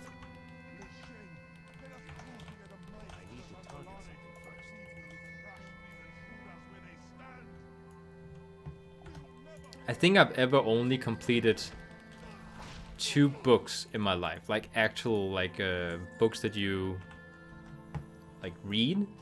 What is this? See, I couldn't even read this book. Like, it was too much reading. Does reading PHP, C#, etc. documentation count? Well, I when I go to the library, that's the only thing I'll pick out of the shelves. That's books on programming, but they're so outdated that I can go through the pages and be like, oh yeah, that's outdated, that doesn't work anymore. Oh, that's still useful. So like, you know, it's not really worth reading about programming because it gets updated so frequently that you have to go on the internet to get that information. There we go. I will warn you, it takes an extremely long time to understand the Stephen King universe. It mirrors Marvel almost. I didn't even know there was like a Stephen King universe. I thought he just wrote books. That's actually interesting. If he has like a universe, specifically. I just got something and I want to spend it. Oh, I got something! Yeah. It's okay, I guess. It's not cool, but it's okay. Oh! People are saying congrats to me. I am not keeping an eye on my chat window. Every single time I go through this raid, I get achievements like all the time. Well, at least this time I do it. And the guild keep congratulating me and I'm not replying. The Stephen King, wasn't he the guy who wrote It as well? I think he was, but I don't know.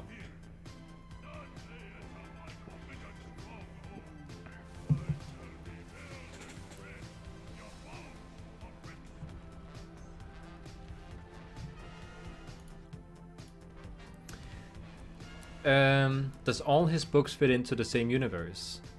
I guess that's a question for short gaming. His books all evolve around multi-universe theory and parallel timeline theory. I'm actually a fan of anything that has to do with like multiverses. I think it's an interesting concept. It's one of the few theories that I would actually like to be true, like when it comes to real life, because I think it's a pretty awesome theory. Like all the possible choices that could have happened in your life, like will split into a different multiverse. That's why I think I like Rick and Morty.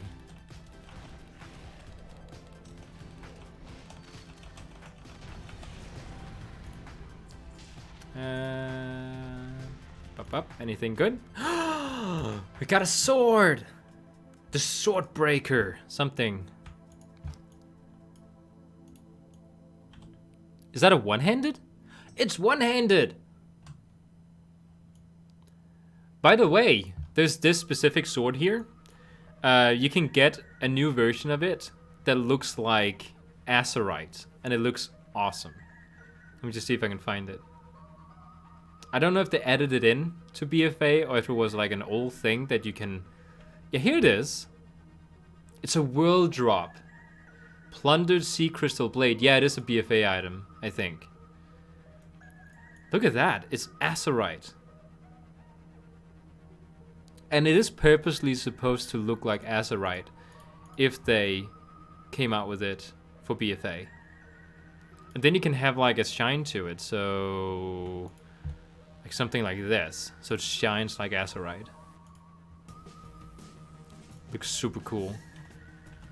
Like, I would actually consider using that for my monk. Are you just talking about the Dark Tower universe? Yes, it is Stephen King too. It is Stephen King too. Where did I go? There. Did you see It Part 2? It just came out. I have seen none of the It movies. It's one of those that I think you have to sort of like... I think if I gave it a chance and sat down and watched it, I would probably think it is a fun horror movie for me to watch. I don't watch a lot of horror movies anymore. I used to like really watch only horror movies or kung fu movies. I used to be a huge martial art fan. But I haven't given it a chance so far. Not even the old ones. Because I know it's based on an old horror movie. Wait, where am I supposed to be going? Where is it? Ah, it's over here. Okay. I haven't seen it original or the remake. Part 2 either. Don't know. When I see the trailer, it looks goofy. But my girlfriend can't stop going gaga over it. My girlfriend is not a fan of horror movies. Which is kind of sweet. Like, she'll get nightmares if she watches it.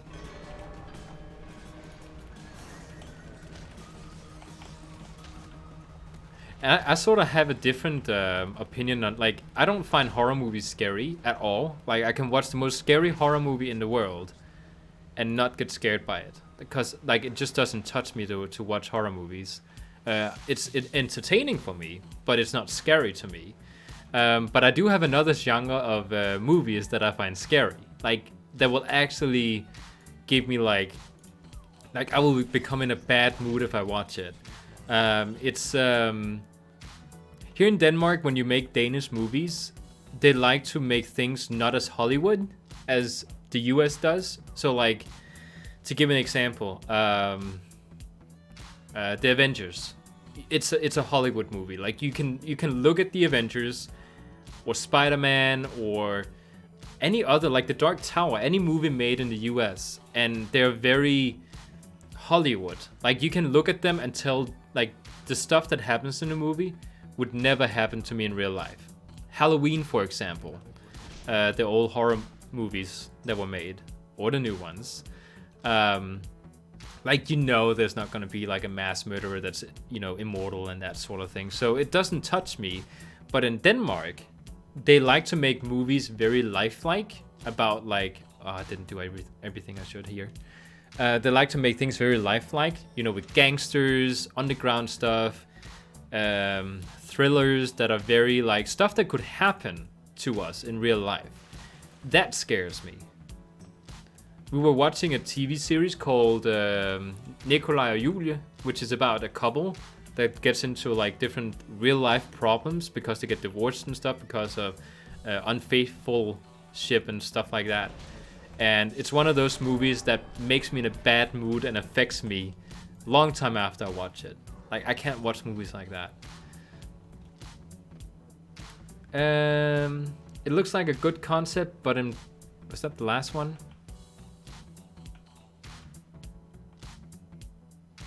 I think there's more. There's 3. Did I hit 3 of them? I think I might have missed the first one. Yeah, it's up here. Okay. Feels like a good concept, but in practice it's lackluster to me. Also, didn't Pet Cemetery come out from him as well? Pet Cemetery, I think they just made a new one, didn't they? That's one of the ones my girlfriend definitely don't want to watch, because we're huge animal lovers in this house. And anything to do with pets that gets abandoned or resurrected from the dead or anything like that is not something that is appreciated in this house. Oh my god, same. I don't understand horror, like why is the ghost etc killing people? What's the purpose? At least eat them afterwards or stuff. But I find movies with psychopath or real people acting crazy does scare me a bit. And that's the same, because that can happen in real life. True psychopath, etc., and real people acting crazy can happen to us. Exactly. It's also about how the movie is filmed. If it's filmed in a way that seems very Hollywood, where even though it's about crazy people, but it's still like the people in the movie doesn't act like real people. You know what I'm talking about. Like, even though a person might be a really good actor and perform very well in a movie, there's a difference between how actors behave in social situations or just when they're alone than us normal people do when we're in social situations and alone. Like, our life is not as exciting as actors in movies. Whereas here in Denmark, they like to make things very real. Like, and I actually prefer Hollywood movies. Just want to point that out. I don't like watching Danish movies because they're so, like, true to life. It scares me. Also, my comments seem to send you a minute later than what you're currently talking about. It's not you that's the delay on, it's me. As soon as you send a comment, I get it, because there's no latency. But because it takes about 15 seconds for me to respond, at least when I respond and you see it, that's the problem. Thrillers like Shutter Island are good. Yeah, I love Shutter Island with Leonardo DiCaprio. And again, that's it feels Hollywood when you watch Shutter Island. Like, even though it's a thing that could happen in real life, it still feels Hollywood the way it's filmed. So I can watch it and not get scared. It's a really good movie though. I have to show you a comment because it's helpful review. I'll show it, don't worry. With a good... Can you say that on the stream? Because I know Google are very... YouTube is very persistent when it comes to bad words on streams. It's a freaking good ending. I've seen YouTubers, they start using not curse words, but something alternative when they have to curse. Because it's not a curse word that YouTube knows. I feel so bobbity-boo right now, they'll say. To me, Purge is scary because it's the evil within man itself. That's the scary stuff to me. I've never seen Purge, but I did actually write the name of the movie down many years ago when it came out, because I felt it had like a really cool concept to it. I think the reason I haven't watched it yet is because I feel sort of uncomfortable thinking about the movie, because I know, like you said, it's about like how would real people react if there was no laws to prevent us from committing murder. And that's sort of scary. Anything good? No, no, and no. Got all of it.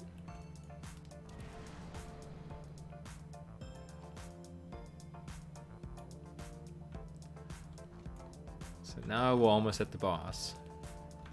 It's a shame that the mount bosses has to be so far in. Actually, I do actually wish that mounts dropped from the last boss in every single raid. Because, like, let's say Antorus, there's the amount that drops from the third. No, it's the second boss. When you finally get a group together, and might have taken you an hour to do so, and you even write in your group description when you create a listed group that people has to stay for the entire raid, and they don't do it because then the mount doesn't drop for them, and then they decide that, oh, okay, just gonna screw everyone over and just run away. That's not fun. So, mounts dropping from the last boss is a good thing. Even though it sucks kind of when you have to go back in earlier expansions. In those examples, it would be better if it dropped from the first boss. Uh-oh. No! No! Ah, that sucks. I hate those things. Are they unkillable? I think they're unkillable. I was paying attention to the chat, so I didn't see I ran into one.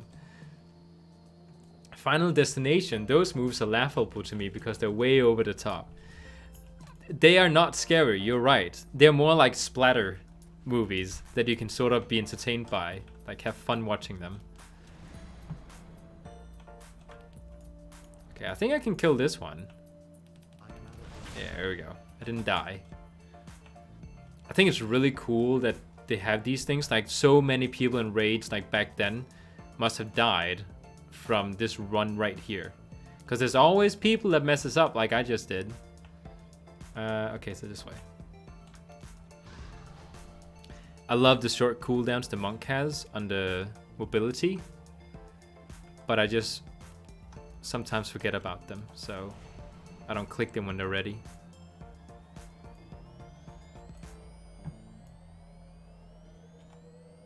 Amazon made a series out of The Purge. I actually have no idea how many there is. Like, if there's a series or if there's like a bunch of movies or something like that. They have to be killable. Because just think about it. You have an entire raid running up the stairs, and just getting close to an enemy will aggro them. So they have to be killable. Oh! Okay. No, that was meant to happen. What? You dropped me right there? I almost fell down. Oh, look at the eggs. Yeah, so this mount would actually be kind of cool to have. I would actually use this mount. Let's use our cooldowns on it. Because we haven't done that so far. Yay. 7 attempts, it says. Is there anything cool? No. Alright. That was all the mounts in Pandaria, I think. Yeah, it is. At least the ones that I know about. So let's teleport elsewhere. Oh, I need to collect this one. How does it look like? Oh, that's neat. I kind of like the ones that has just on one shoulder. That's my dog, by the way. He's right here.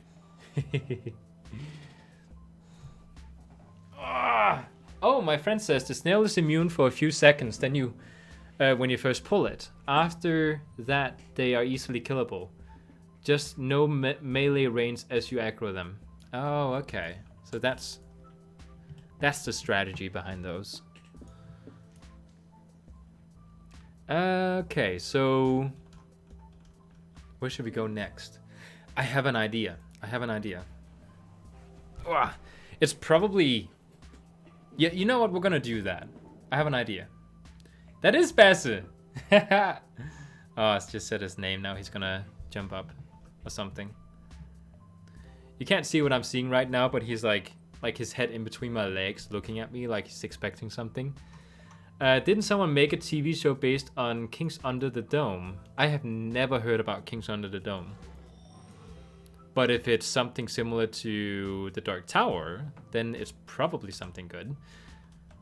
Let's go ahead and sell stuff. I feel like we've collected a ton of items. Oh yeah, we have. Alright.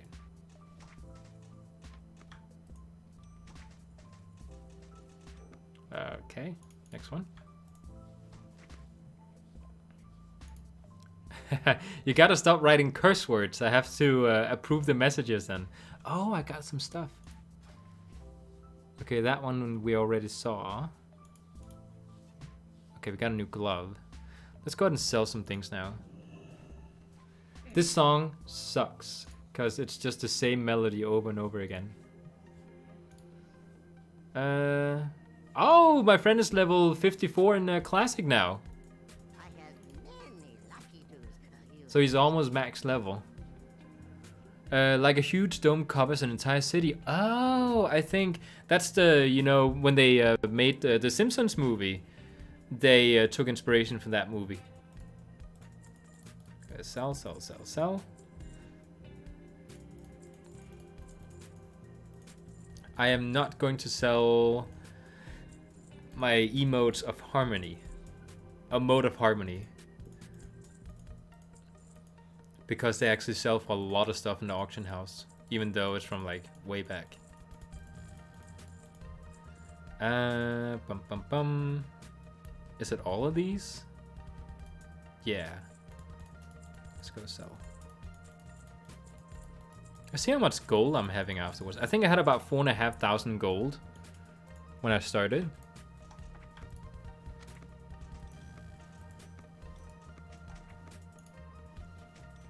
Oh, I have way more. Oh, look at all that filling up. Oh, no. I cannot carry more. Yeah, there's still more. Okay, sell. Sell, sell, sell, sell. Sell, sell, sell, sell.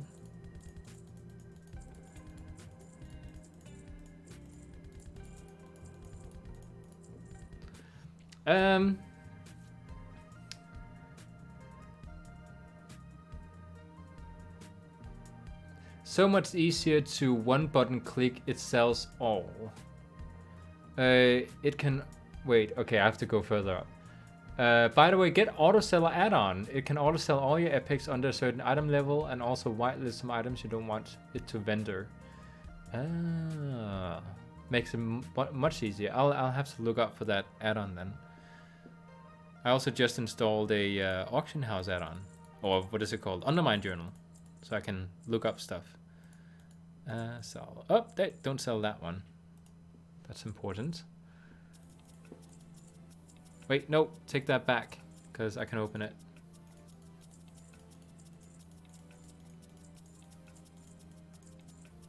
And gotta open more stuff. I have an idea for things I'm gonna do.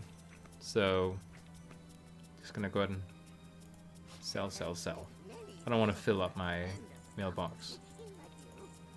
And I'm kind of excited about all the money I'm getting. All the moolah.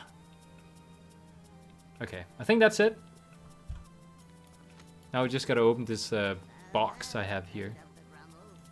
Okay. Not the best thing in the world.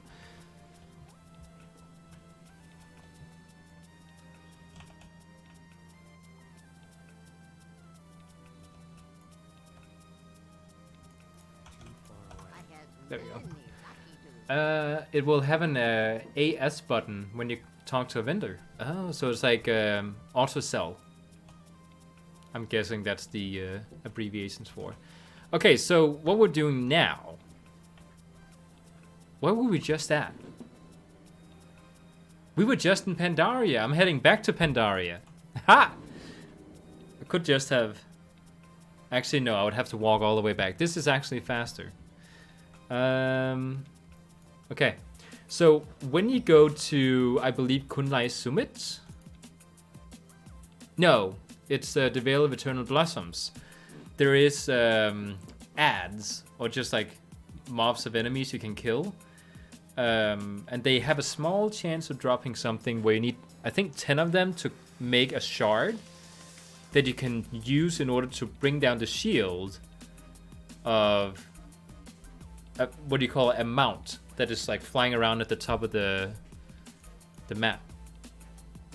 So if I get 10 of those, my girlfriend has one. Ass button, you say? I think there's a reason they didn't include that last S, because that would probably not be kids friendly.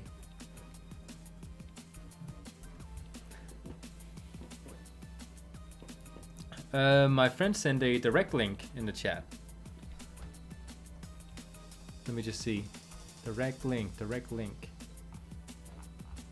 In which chats? In the game chat. Let me just see. Social.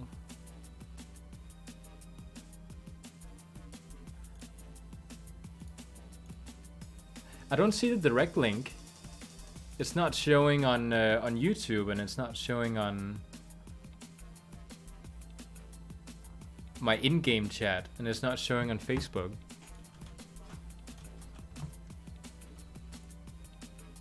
Okay, we're almost there.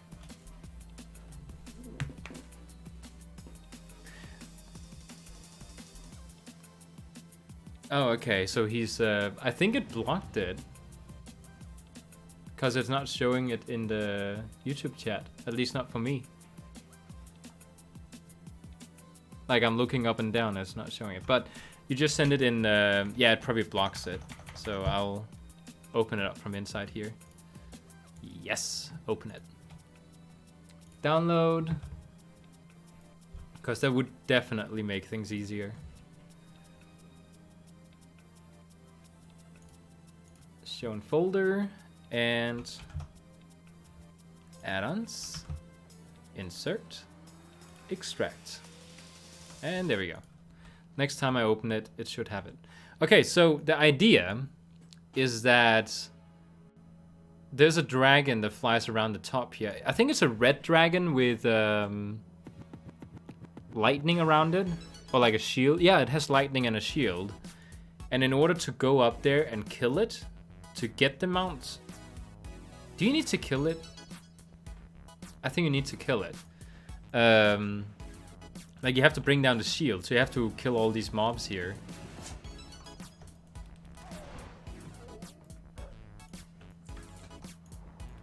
And this takes a long time. It kind of tricks you, because then you get a trampling stone shard. And you're like, yay! Aw, it's not the right shard. It's sky shards! It actually counts my attempts. You can see it down in the chat. It's very tiny, but you can see it. Oh, show.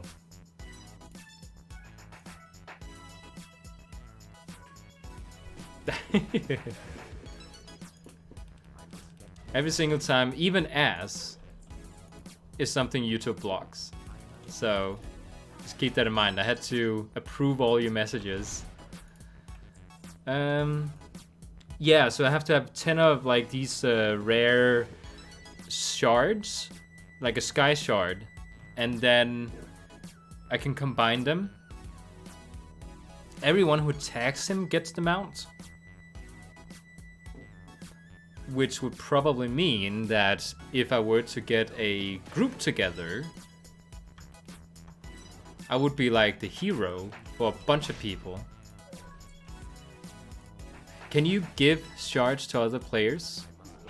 Or are they soulbound? Because my girlfriend has one. She's right now farming for, what is it called? The sea turtle. Like the one that has like a running speed of like...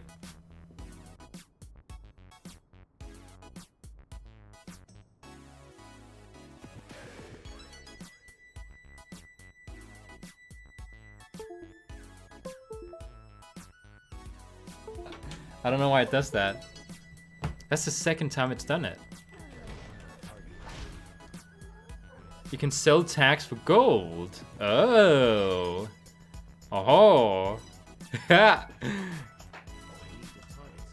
I will do that. I will sell it for gold.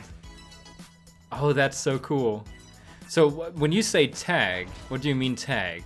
Like everyone just has to touch it? Like hit it one time and then they get the mount? Or what does that mean? Oh, I'll definitely sell it for gold. I'll become rich. Richer than I've ever been in this game.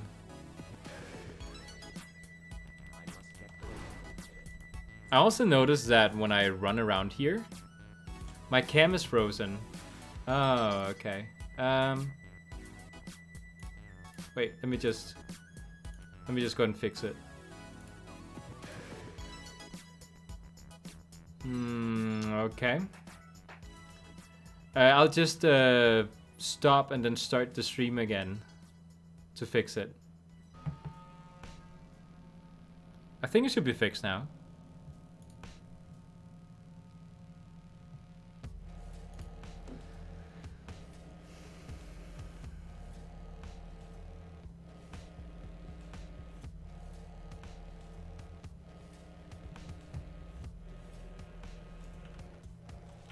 Yeah, it's fixed now. Good. You see, I get your messages as soon as I can tell as well that the camera is not frozen anymore. But you can't hear me respond to it until much later. I don't know. I found out that a lot of the stuff these guys drop can actually be sold in the auction house.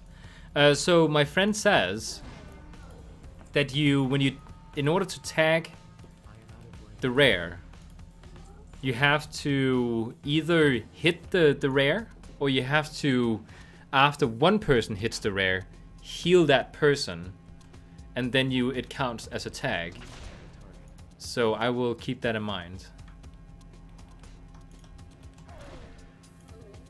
I don't know what these keys does. A cage key. Oh, I can rescue the monks. Okay.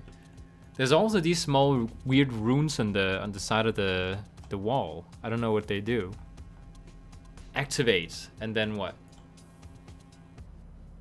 Rune of Ancestry. Oh, it increases crit chance by 5 and crit damage by 10.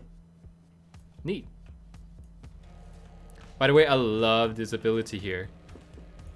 I can if I'm falling from a great distance, I can just like poof into this and rescue myself.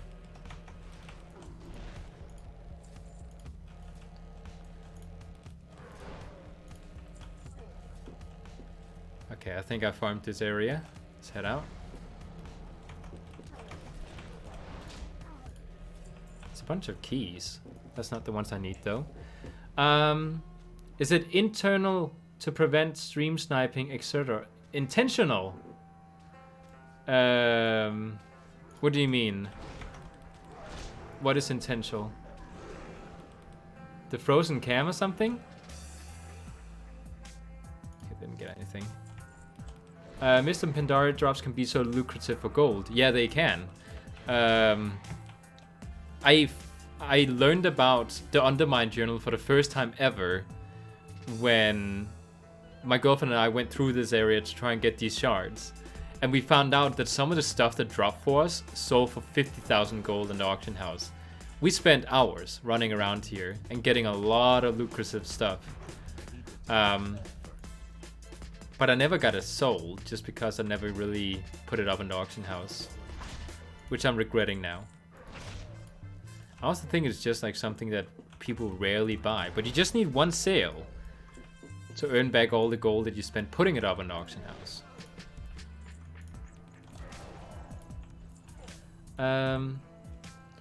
Oh, the delay? No, that's not for stream sniping purposes. I actually don't mind if people come here. I like a good PvP fight, as long as it's not like 10 people coming here.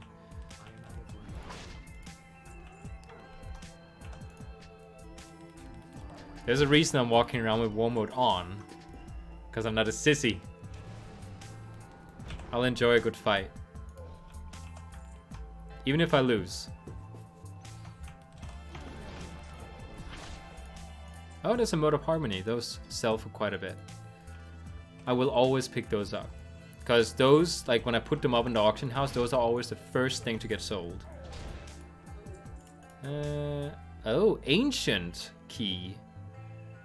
In the Gunlai Halls. I think these are used for a dungeon. Like you can open up something. I really love the mobility of the monk. I went through the most painful process. I'm still in a painful process about figuring out what to main in this game. I'm not what you call an altoholic. I'm what you call a mainaholic. I will get one character from one class and I'll tell myself, okay, this character is perfect to play. I'm gonna play this character as my main in the game for like the rest of my time playing this game. And then in about 2 weeks later, to a month later, I will get tired of the class. And I will say, okay, I want something a little bit more stealthy. And then I'll play something like the Druid or Rogue and say, now I'm gonna main this class. And then a couple of weeks later, I'll switch to another class. But I'm sort of getting to a point now where I'm so sick of doing that all the time that like I really want to find a class that I'm just like, I'm gonna main this one. The Monk is the closest I've received to a main. Like my Death Knight is my favorite because it's lore-wise the coolest class to play in the game. But it doesn't have a healing spec, and I want to play healer. I love the healing spec of my Monk. I think it's the most fun healing spec in the game. The tank spec as well is also the most fun in the entire game to play as Monk. And again, that's very like subjective. It depends on your playstyle. But I think the Monk has like so fun specs.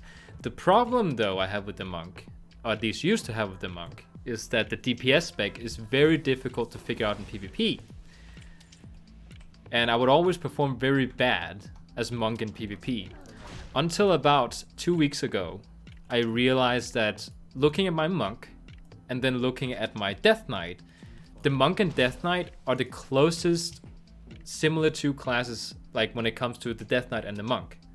Like those two are the closest classes to each other, spell-wise. Like, you can't tell, but all my spells down here are actually put up in the exact same way as my Death Knight. There's 3 major offensive cooldowns that are in the same places as my Death Knight has his 3 offensive cooldowns. I have 4 defensive spells that I use. My Death Knight has 4 defensive spells he uses. Oh, look at those. Those look like, what do you call it? Skull. The hunter pet you can tame. Oh no, these are corrupted as well.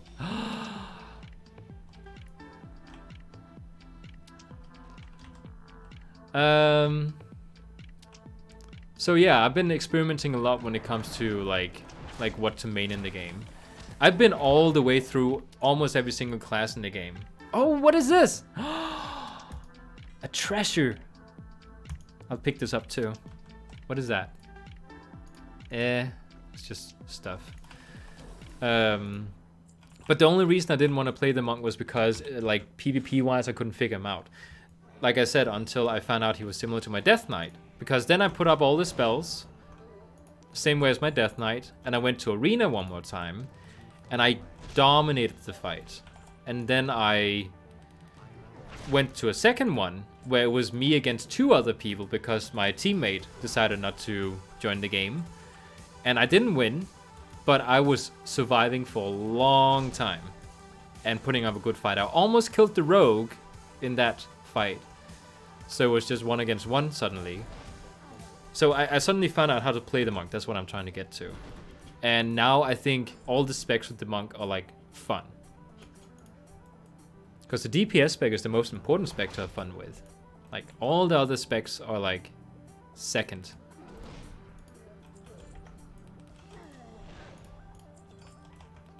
Especially like the utilities. Like I don't have it chosen right now, but the Monk has a very fun utility called Ring of Peace that I can't switch to right now. Actually I could, because I have an item.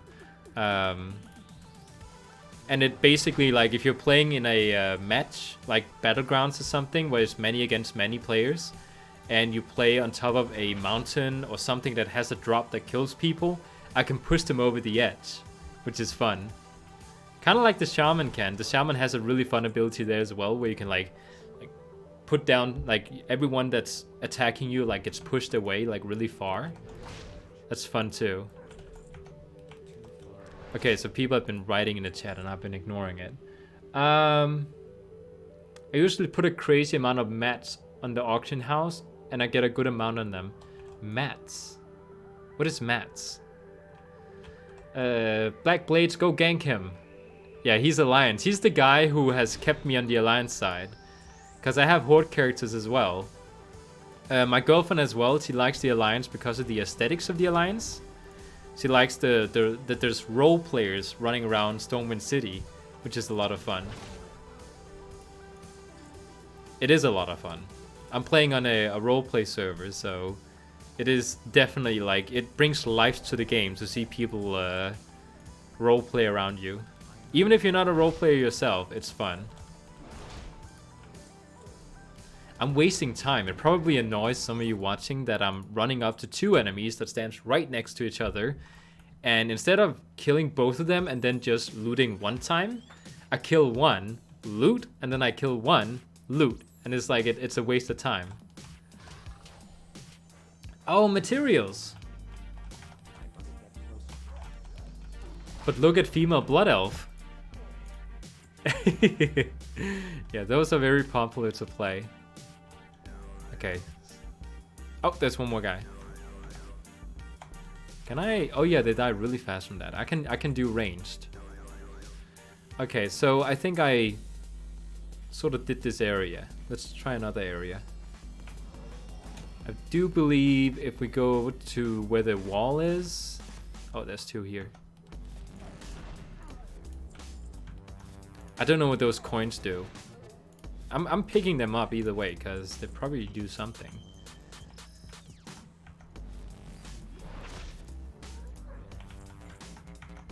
I think I'll definitely stay with the monk. And I know I say that every single time I switch character and main something else. But the monk so far has not been one that I felt like I was missing something. Like a healing spec or stealth or something. Like stealth is not something the monk has, but it's not something I require. Actually, let's go ahead and play Brewmaster, because that's actually fun. It's the only one I don't have a really good weapon for. Oh no, crap. Get away. Get away. Stay away from me. Hey, Basse. You want to say hi?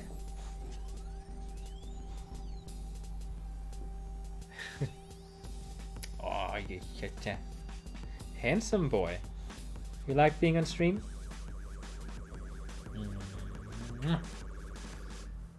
He always gets really awkward when I do that. He's like, dude, I'm a dude too. And there's a camera watching us. Okay. I really love the transmog for the Brewmaster. Love the barrel.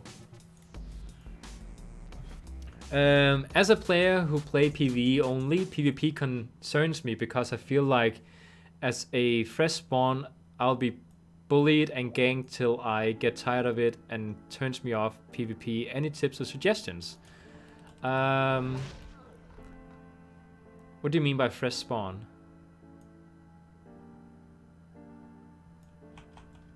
I feel as a fresh spawn. Oh, yes, like you feel like you're not doing well in PvP, so they basically, you might as well be a fresh spawn player. I'm guessing you say. There's sort of a barrier that you have to get past when it comes to stuff like PvP. You know how it is with things, like the first time ever you might play a healer or a tank. It's a role that you're not used to playing, so you might be nervous when you try it the first time. And it might not be as a fun experience as it will be once you get comfortable playing healer or tank. It's the same with PvP. There's certain things you need to focus on in PvP that is the same for all classes.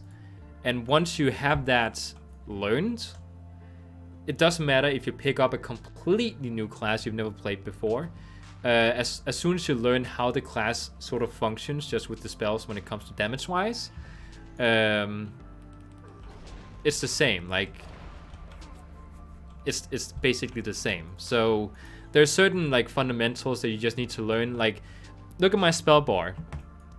I have 3 buttons. I'm using a mouse, by the way, that has buttons on the side, so it might not make sense when you look at it. And of course I'm not using my DPS spec right now, so I can't really show it. But I have R for crowd control. I have S, like shift plus R for crowd control. And then my interrupt is shift and space at the same time. So those are like the same on all my characters because those are really used for PvP. You need to know how you crowd control people. Like, how do you control how well they do in PvP? You have to make sure you know what your defensive cooldowns are and what your offensive cooldowns are, and not just use them as soon as you are about to die. Because, like, you have to use them at the right time. You have to bait people. You have to know how their class plays. So if I play up against, let's say, a paladin, I know that I can't kill the paladin until his cooldowns are down. So I need to make sure that I make him use his cooldowns by putting him in situations where he feel like, okay, if I'm not using my cooldown now, I'm gonna get killed. So even though you might not be able to kill him then, you have to make him think that. So he spends the cooldowns. And then once his cooldowns are gone, then you can kill him. Okay, I don't think there's more here. Well, there's one more.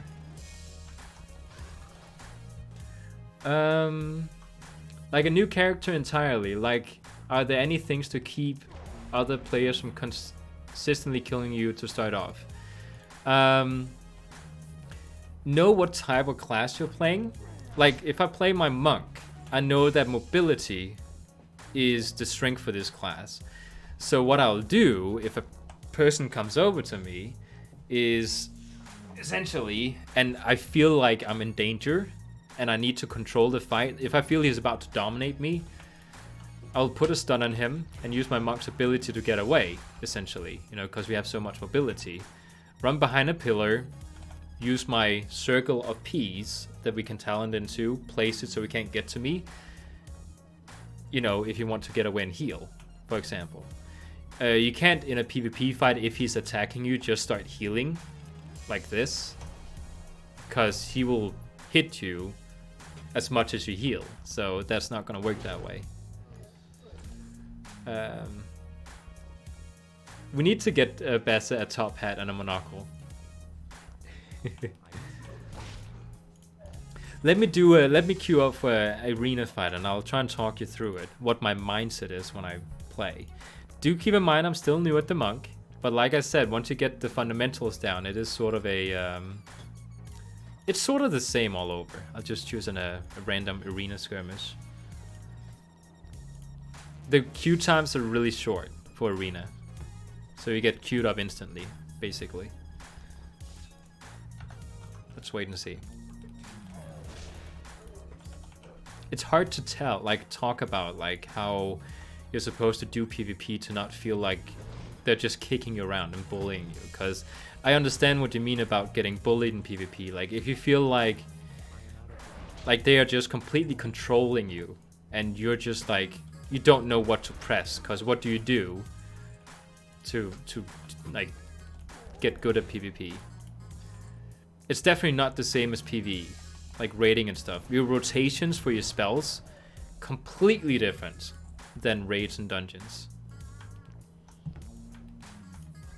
So let's just go ahead and see.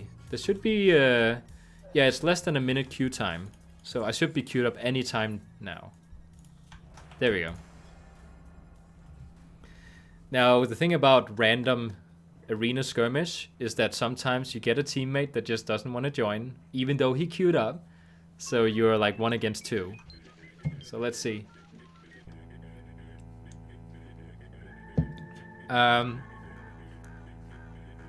Just want to mention the reason for my talent. I keep talking about using the Ring of Peace. But I noticed that the monk gets focused. That's the thing you need to know about in PvP. Like which class gets focused. You can see I'm with a rogue right now. He's going to be in stealth when we start the fight. Which means that the first person on this team I'm on, they're gonna attack, is going to be me. So I need to make sure that I don't die. See, he's even, well, you can't see it, but he's telling me to CC the warrior and kill the shaman first. Because the shaman has less armor than the warrior, so he's more squishy. So we gotta kill him first. Warrior just needs to be CC'd. Which means my paralyze. So I start out, place this spell here so I can teleport away quickly. That is the warrior. So I'll CC him. And he just came out of CC. CC him again. He trinket out of it. And I'm about to die. They think they're about to kill me, and boom. I spent my karma, which makes them really overreaching. See, the shaman died. I died as well. I didn't spend all my defensive cooldowns there, but I'm also talking at the same time, which doesn't make it easy. Let's see who wins. I mean, it's a rogue against a warrior, so the rogue is going to win. Unless, like, it's a really high skill difference. See, he's out. You sort of heal up before you went in again.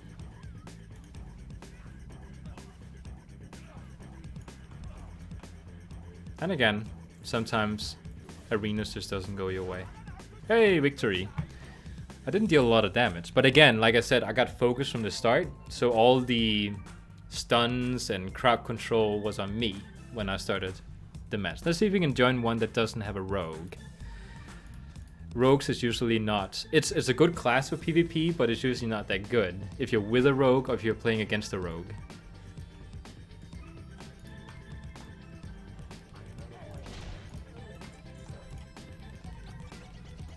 Come on, there we go.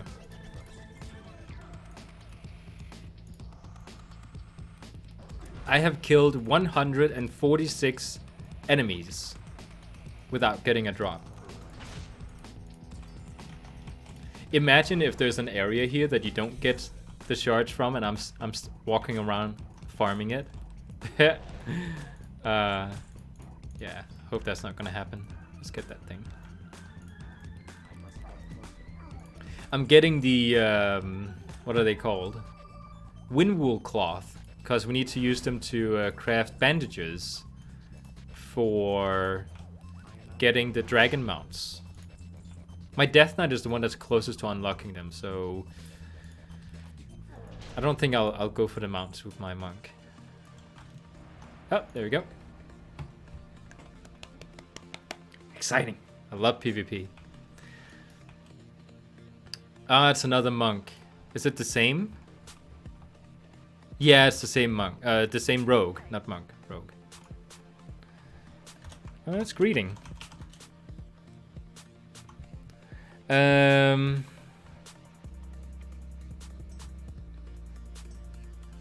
Okay.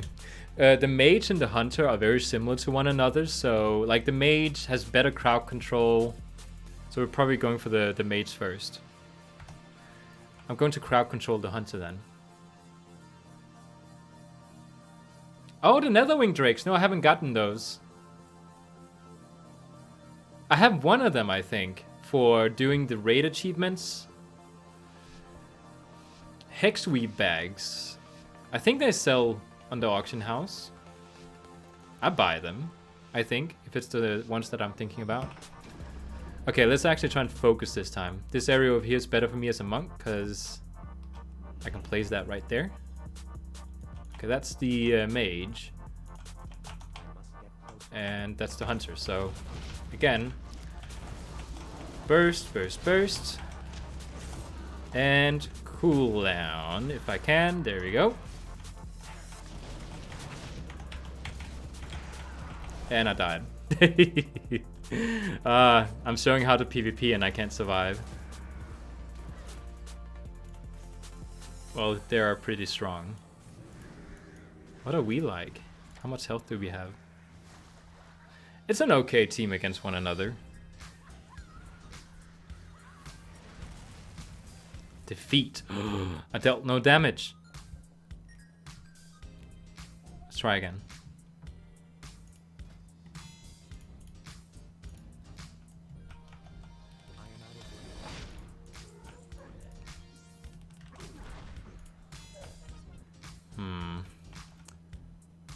I had WoW withdrawal when you stopped streaming, so I started watching Savix. Savix. Oh, hey there. Build it on tutorial. Savix. Never heard about him.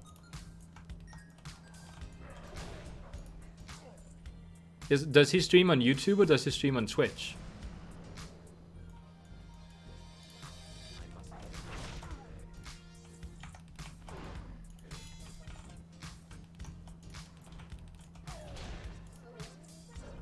$160 attempts. You should almost see like my my counter down there, because it is getting larger. 162. That's nothing. It keeps tricking me with the crackers. Or the mushrooms, it's called. I have actually looked into starting to stream on Twitch. And then instead maybe keep my WoW streams on Twitch. And then if I have any other sort of like games that I record but don't stream, then upload it to YouTube. Oh, there we go.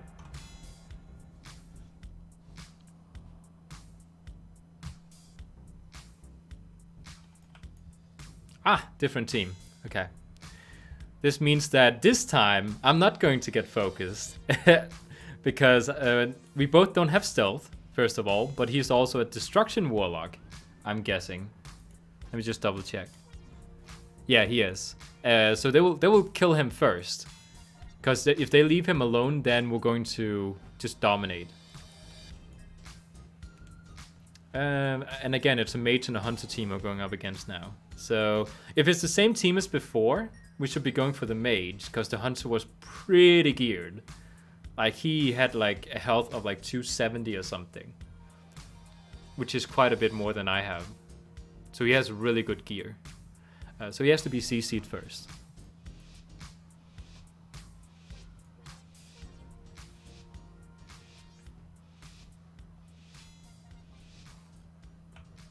All right. Just place that right there. Oh my god, the mage has 300,000 in health. Okay, so don't go for the mage first, I'm guessing. What does he have? Wait, yeah, that is the mage. The hunter has 214. Okay, definitely the hunter first.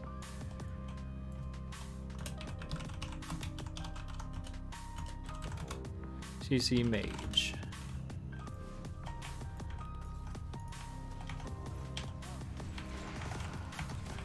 Okay, come on.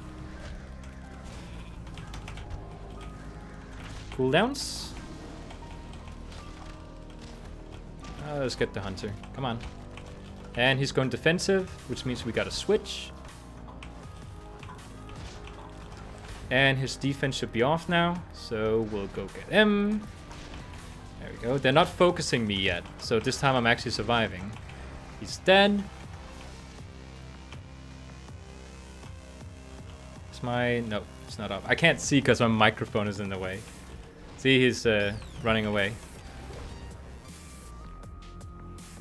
Now the good thing about being me...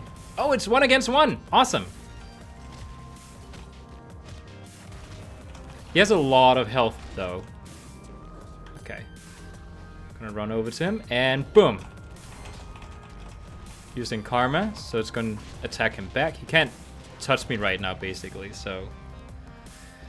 Yeah, did much better this time, at least. You can tell the difference between item levels. Well, it also depends on the player, of course, but you see the hunter had much lower item levels, so he had much lower damage than the mage. And the warlock in general is because they have really good burst damage if they're left alone. That's why I didn't get attacked to start with, because the warlock is the highest threat. I once decided to main warlock as well, but I stopped because I was always CC'd and killed at the beginning of every single arena fight. Because they're just like so dangerous to be left alone. I wonder, let's say, if you get more viewers if you stream, YouTube has like 100,000 subs only, so maybe that's why. To see the chat and such, why don't you put your cam at the top left? Because there's a lot of random spammy stuff going on at the bottom there. But I could put it at the top left. By the way, let's try and queue up again. This is actually fun. Oh, I'm already queue up. Okay.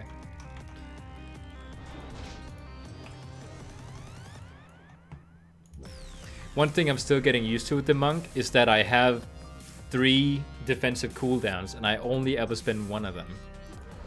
Because I forget about the other 2. So, because I'm still new at the monk, I know they're there and I know I have to use them. So that's a practice thing.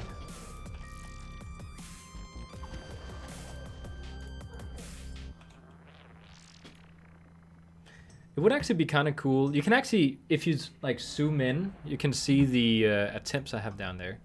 But in about 5 minutes, I think I'll end the stream because I have been streaming for a long time, and I do also have a family to spend time with. So I do want to do that.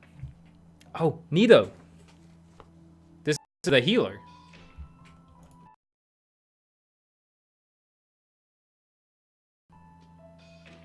Everything just froze for a second there. Oh no, the game is still frozen. No! It's shut down. It's gonna open again because it does that sometimes. Okay, there we go. Don't worry, the game will be back. Just wait for it. No, it's not there. Oh, it's doing the thing. There's this weird glitch going on. How do I do it? Okay, I gotta stop.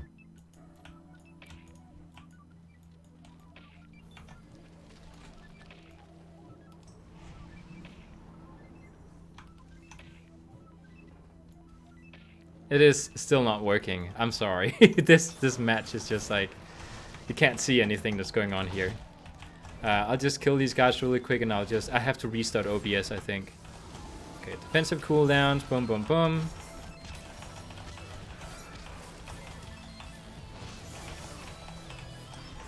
It's my, nope, it's not up. You know what, I'm gonna go for the rogue here instead, because he is sort of annoying. Did he die? No, I think he poofed away. Yeah, he's over there. I'm not really getting attacked. There we go.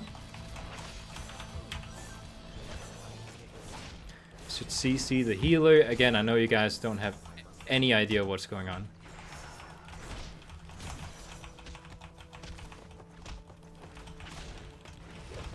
Just trying to kill a rogue. Oh no. Leave them alone. Run away.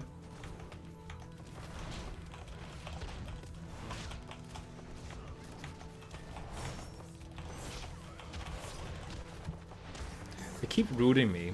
I'll try and sort of compensate what's happening. The healer on our team is getting viciously attacked. While... Oh, we killed one of theirs. So there are 2 left. Okay, my cooldown is up. Stun. Ah, stop hitting their healer. If I stun their healer and he gets hit by a person on our team, he gets unstunned again. Is my cooldowns up? No. I'm gonna start slowing because I haven't even used that one yet.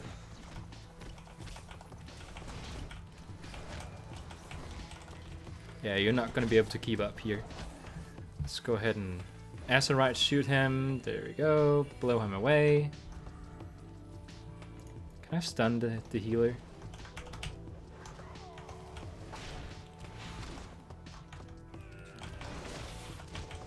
Kind of sucks you guys can't see this. I'll just go ahead and I'll really quickly restart OBS because that's what's doing it. Okay, hold on. I'll just restart, then I'll...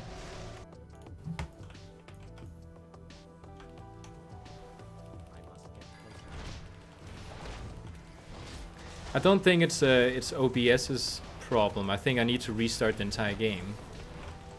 Which is fine, because I have to end the stream soon anyways. So what's basically happening right now is that we have a full team. They have a monk and a shaman healer. So we are right now trying to kill the monk. And we just got stunned. Sucks. Okay, I think, yeah, they still have their monk is dead now. No, he's not. He's still alive. Yeah, I'm gonna stun you if you're gonna be a wise ass about it.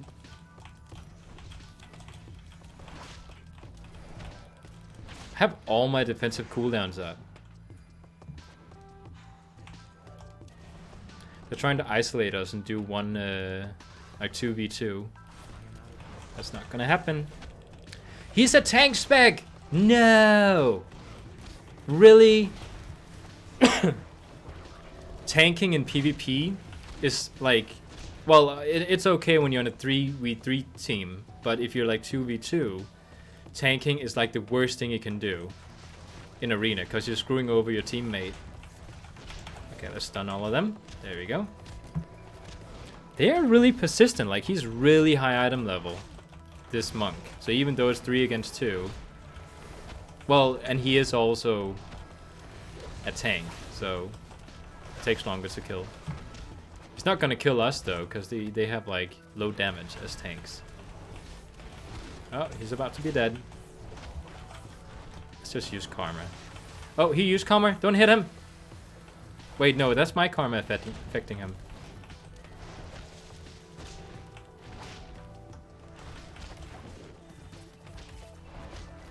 Ah, please die. CC the healer. CC the healer! Ah, it's not possible to do it. Because my teammates keep hitting it. They're definitely gonna lose, because they don't really damage us. They just take damage.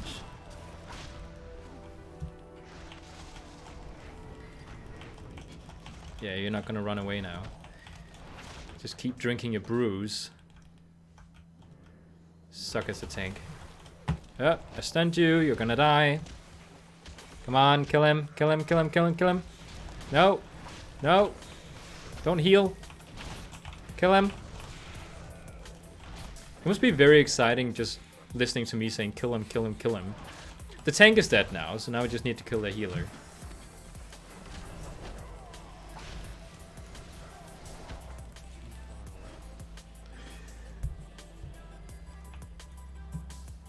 We can't see it, so narrate, please.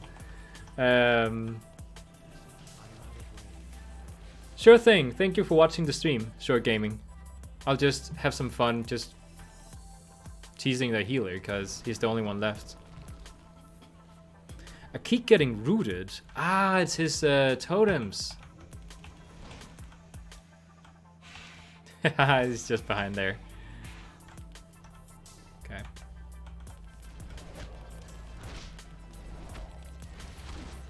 Man, his totem has a lot of health. Okay, you know what? Just gonna go ahead and kill him off. So right now I stunned the healer. I'm using all my offensive cooldowns because they were all ready. And I'm just going crazy on him. And he is dead. I did a lot of damage this time. I was actually top DPS. Okay, so in order to get the stream back, I'll have to shut down the game, so I don't see a reason to start it up again if I'm gonna end the stream like now. So, we won, I can say.